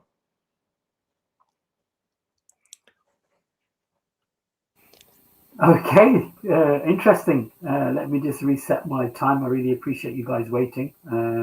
That was well under a minute, but you got 30 seconds to respond, King Servant. Yeah, thank you. So first of all, I point out that in Yemeni's discussion with Paperboy on Was Muhammad Deceived, he actually said that Waraka was a Christian who used the writings of Paul. He seems to have significantly changed his position on the scriptures that Waraka had since then. But the main mistake I think that Christians make is in taking the Islamic sources far more seriously than skeptical scholars do. You don't have to insist that Muhammad is a completely made-up figure to recognize that most scholars think that this incident never took place at all. We don't need an alternative explanation for it. Okay, thank you for that. There's so many questions, and I'm really surprised that there is a mixed bag of questions for everybody here. So patiently going through them now. Let me just. The thing is, I want to stay on topic, so I don't want to. Okay.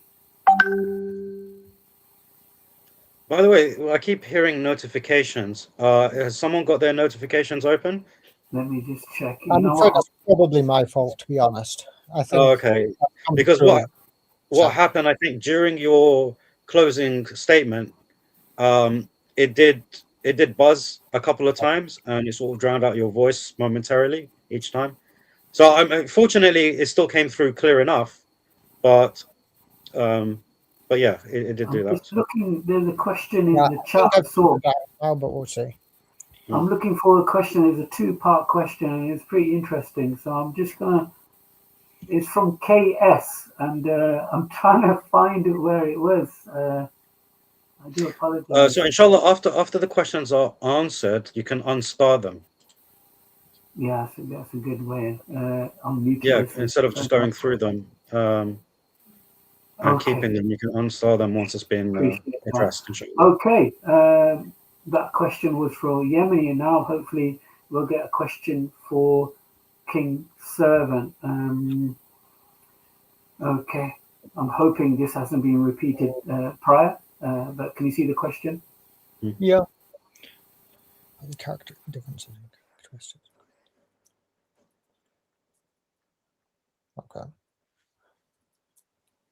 Let me know when to start. Okay, so the differences in characteristics and criteria are that HCM, as you call it, the historical critical method, goes, instead of depending on long lines or shorter lines of transmission, it goes for the earliest evidence available, the most widely attested evidence available. So multiple reports of the same thing as early as you can get it, and especially if it's material that is less likely to be made up. So these are the characteristics that indicate something that is historically true. And you can see how they would be applied, for example, to the Satanic Verses. Multiple reports. It's earlier than most Hadith collections and seems to be filtered out over time. Would a Muslim make this up? Not really. Would a non-Muslim make this up? Perhaps. But how would they get so many Muslims to transmit it if they did? These are the kinds of characteristics that indicate a greater level of historical authenticity. Okay. Lines of transmission from people who are deemed reliable by people within the same tradition is, very questionable, because you're only accepting things from people that you like and people who believe the same things and teach the same things that you approve of. Okay, And thank you. you need to look outside of the tradition for a wider historical view. Okay. Do you want to Yeah, respond to that? Right. yeah. I mean, like I mentioned before, the HCM is based on methodological naturalism. I don't know why he's using it as the standard, because if you were to use it consistently, you would have to prove, you have to say that Jesus is not a prophet, he's not a messenger, he's not God, because the HCM doesn't actually care about this stuff. And it begs the question, it assumes its conclusion that it's not revelatory, right?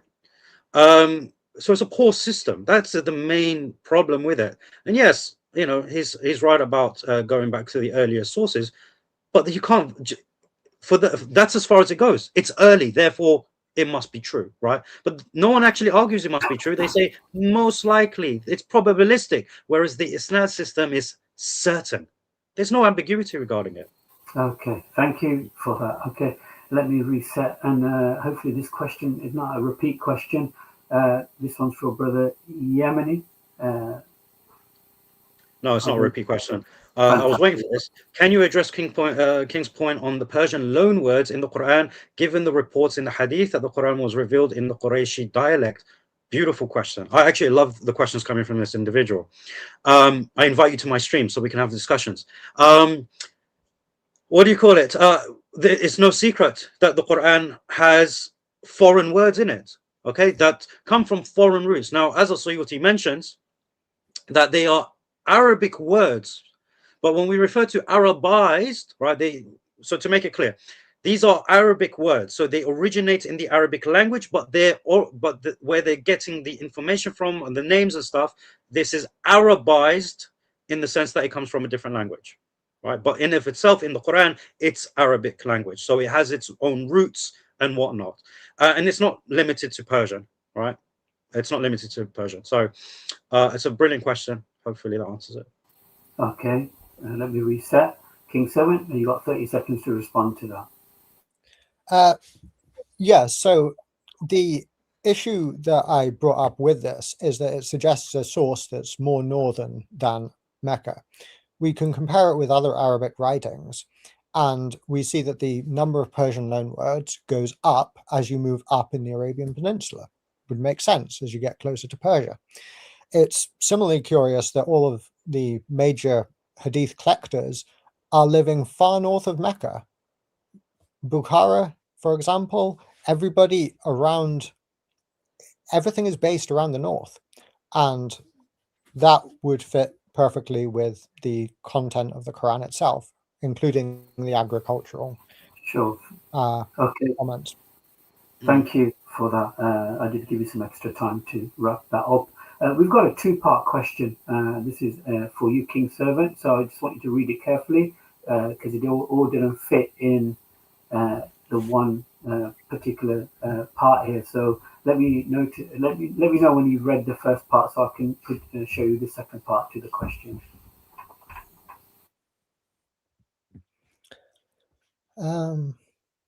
Yeah. Okay. Yeah, I got that first part.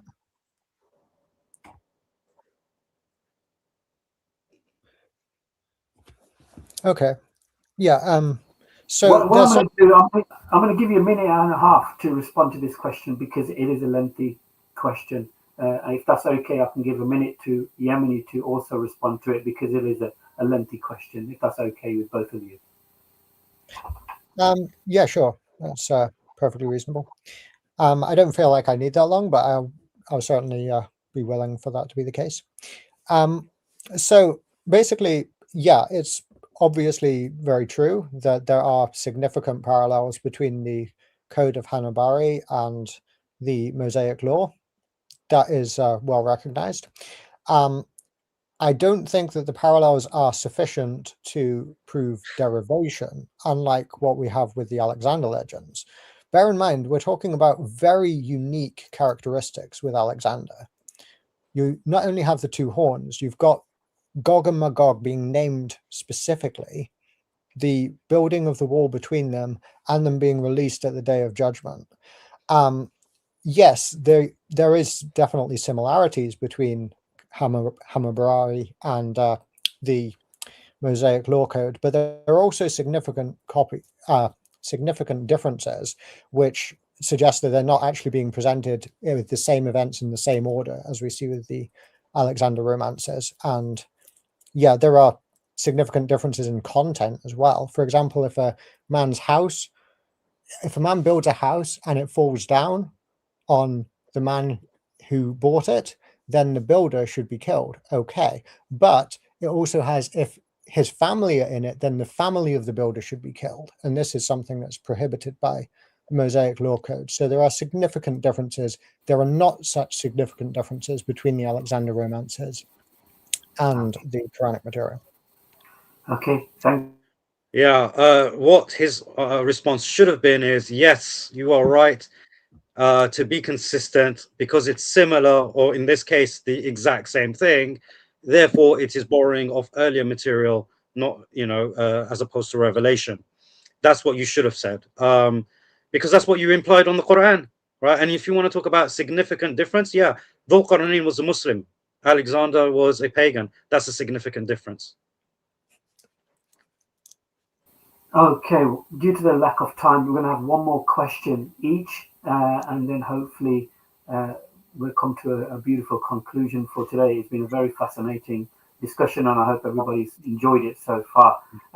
Let me just go to another question. I don't know if it's going to be slightly off topic, but here we are. Brother Yemeni, if you want to address it, you can. How was your debate with a naturalist today who debunked the Bible and Christianity with his approach? It went very well. It went very well, I believe. But at the end of the day, it's not down to me what I think. It's down to the people and what they think regarding the evidence that was presented by each side. But of course, I believe I've done right. I've done good in this debate, and I'm pretty sure King Servant will say that he's done all right in his efforts as well. Unless you want to admit I did good. No. Okay, King Servant, you'll have 30 seconds to respond. I think you used it. I think you used that time. I don't think there's not much to say. If there's anything you want to share, feel free to say something. Yeah, just briefly. I want to point out that the Hammurabi Code does not parallel it as closely as the questioner was implying. You can check that out for yourself. But what I would actually like you to observe is that Christians don't actually have a problem with sources for the Bible. We even think that in the book of Daniel, Daniel is deliberately taking things off pagan polytheists and using them as a polemic against them.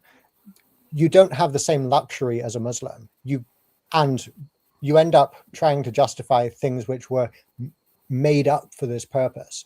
You don't get the same thing in the Bible that would parallel Abraham and the fire, for example. Okay. I'm assuming we started with you first with the first question, wasn't it, King Servant? Yeah. So we're gonna. Okay. So this one's going to be for yourself, and then the last question will be for Brother Yemeni. Mm-hmm. Yeah, this is the same question again. It's the same question. It is the same question. Yeah. Sorry about that. Preservation of the Bible and chains back to Jesus. I could answer that. But that wasn't highlighted because it's not relevant to the subject. Let me go to this one here. I think this is a new question. Yeah, that would be to you. That would be to you. I presume it is. Yeah, I take it that he's referring to the fact that Tabari says that he includes material which isn't necessarily considered authentic by him. But his opinion isn't binding on myself or Yemeni. And I'm not even pretending that even what I quoted that was Sahih is actually authentic. I'm saying that if you looked at Islam as an outsider and you saw that there were these stories floating around the prophet-like figure that this community followed, even including the stories that Yemeni mentioned, and you looked at it as a whole, you wouldn't want to follow this man if you actually took into account all of the evidence. You would think, I don't think they'd make up that. They probably would make up that. And I think that you would have good reason to not accept him as a prophet. But I'm going further than that and arguing historically that Yeah, I'm Hold sorry, but on there, brother Yemeni. I know we know where the Quran comes from, and it's not from God. Okay. It's obviously from elsewhere. You have 30 seconds now to respond, brother Yemeni. Go ahead. yeah, like I said, I'm sorry because you've hidden behind assumption this whole debate. You're putting forward these things. I'm not saying this may be this. Yes, it's assuming this because it's early. You've been hiding behind assumptions this whole time. The reality is you haven't disproven that these Sahih Hadith are not authentic. You haven't disproven that. So saying, I'm not saying that it's authentic. I'm assuming it might, if there is a question here to be had, you didn't even provide any evidence for it to be a question. So I'm sorry. Yeah, but at least the Tabari mentions very clearly, I know what is authentic, I know what is inauthentic, and I'm telling you, I'm making them, there's a mix of both. Okay, Yemeni, thank you for that. Okay, this is going to be the final question. And let me actually thank you for the super chat. I really appreciate it. This is a question for Brother Yemeni. You'll have a minute to respond and 30 seconds to King 7. Muhammad and wife, which wife? Oh, Khadija was very doubtful about the nature of the angel in Hira. In the Bible, no angel forced a human except the human wrestling. Jacob, how can you believe in Muhammad ﷺ if he doubted? No, they didn't doubt in the nature of Gabriel. In fact, Khadija said, Allah will not do this to you. Right? So she actually put certainty into the heart of the Messenger ﷺ. And the Messenger ﷺ, at the end of the day, this is a natural human reaction. This is a man who had an encounter with someone he didn't know, who squeezed him tightly and commanded him to recite something. This is a traumatic experience, a place of uncertainty. He didn't know what was going on, so he sought comfort, and his wife said with a surety, Allah will not do this to you. He will not, humiliate you like this. And then she went to her cousin, knowing that he would affirm. Right? So there was no doubt regarding this. And the Prophet ﷺ soon after had his own certainty when the revelation continued to come. Yeah, if we can get my presentation up, I do actually have something relevant to the question. Thank you. So slide 55. So I know it's a little small to read, but according to the earliest source, Ibn Ishaq, what actually convinced Muhammad that he was a prophet and Gabriel appeared to him, again, I don't accept this as historical. I don't accept anything in Muhammad's life outside the Quran as historical. But if you want to hold Muslims to the earliest sources they have, she sits on him and strips and asks him, do you still see Gabriel now? And when eventually he says no, she says, oh, it's clearly an angel then. 45 seconds. It's bizarre, but yeah, there you go. Okay, thank you for that. That actually concludes today's debate. What a fascinating, interesting debate, brothers and sisters. Thank you for your questions. Thank you for the super chats and super stickers. And if you haven't subscribed, if you're new to Dawah Wise, don't forget to like, share, and subscribe. And of course, Brother Yemeni has got a YouTube channel, and myself, I've got a very fledgling YouTube channel, and I'm sure King Sermon has also. So don't forget to like, share, and subscribe to the YouTube channels respectfully. Thank you for the Q&A. It's been very fascinating. It's very fast-paced. I don't think there's any closing remarks from each speaker. Do you want to say a minute each before we wrap it up, out of respect each? Yeah, I just want to, thank Daneil again for the debate. It was interesting, and I think he's done a fantastic job in strengthening the arguments for Islam. But I also want to mention that we will be doing a post-debate analysis at in 20 minutes after this, inshallah, while everything is still fresh in their mind. So if you are a Muslim or a Christian and you want to hear the thoughts of people of this debate and maybe exchange ideas and whatnot, you're more than welcome to hop over to my channel and do and have that after party, essentially.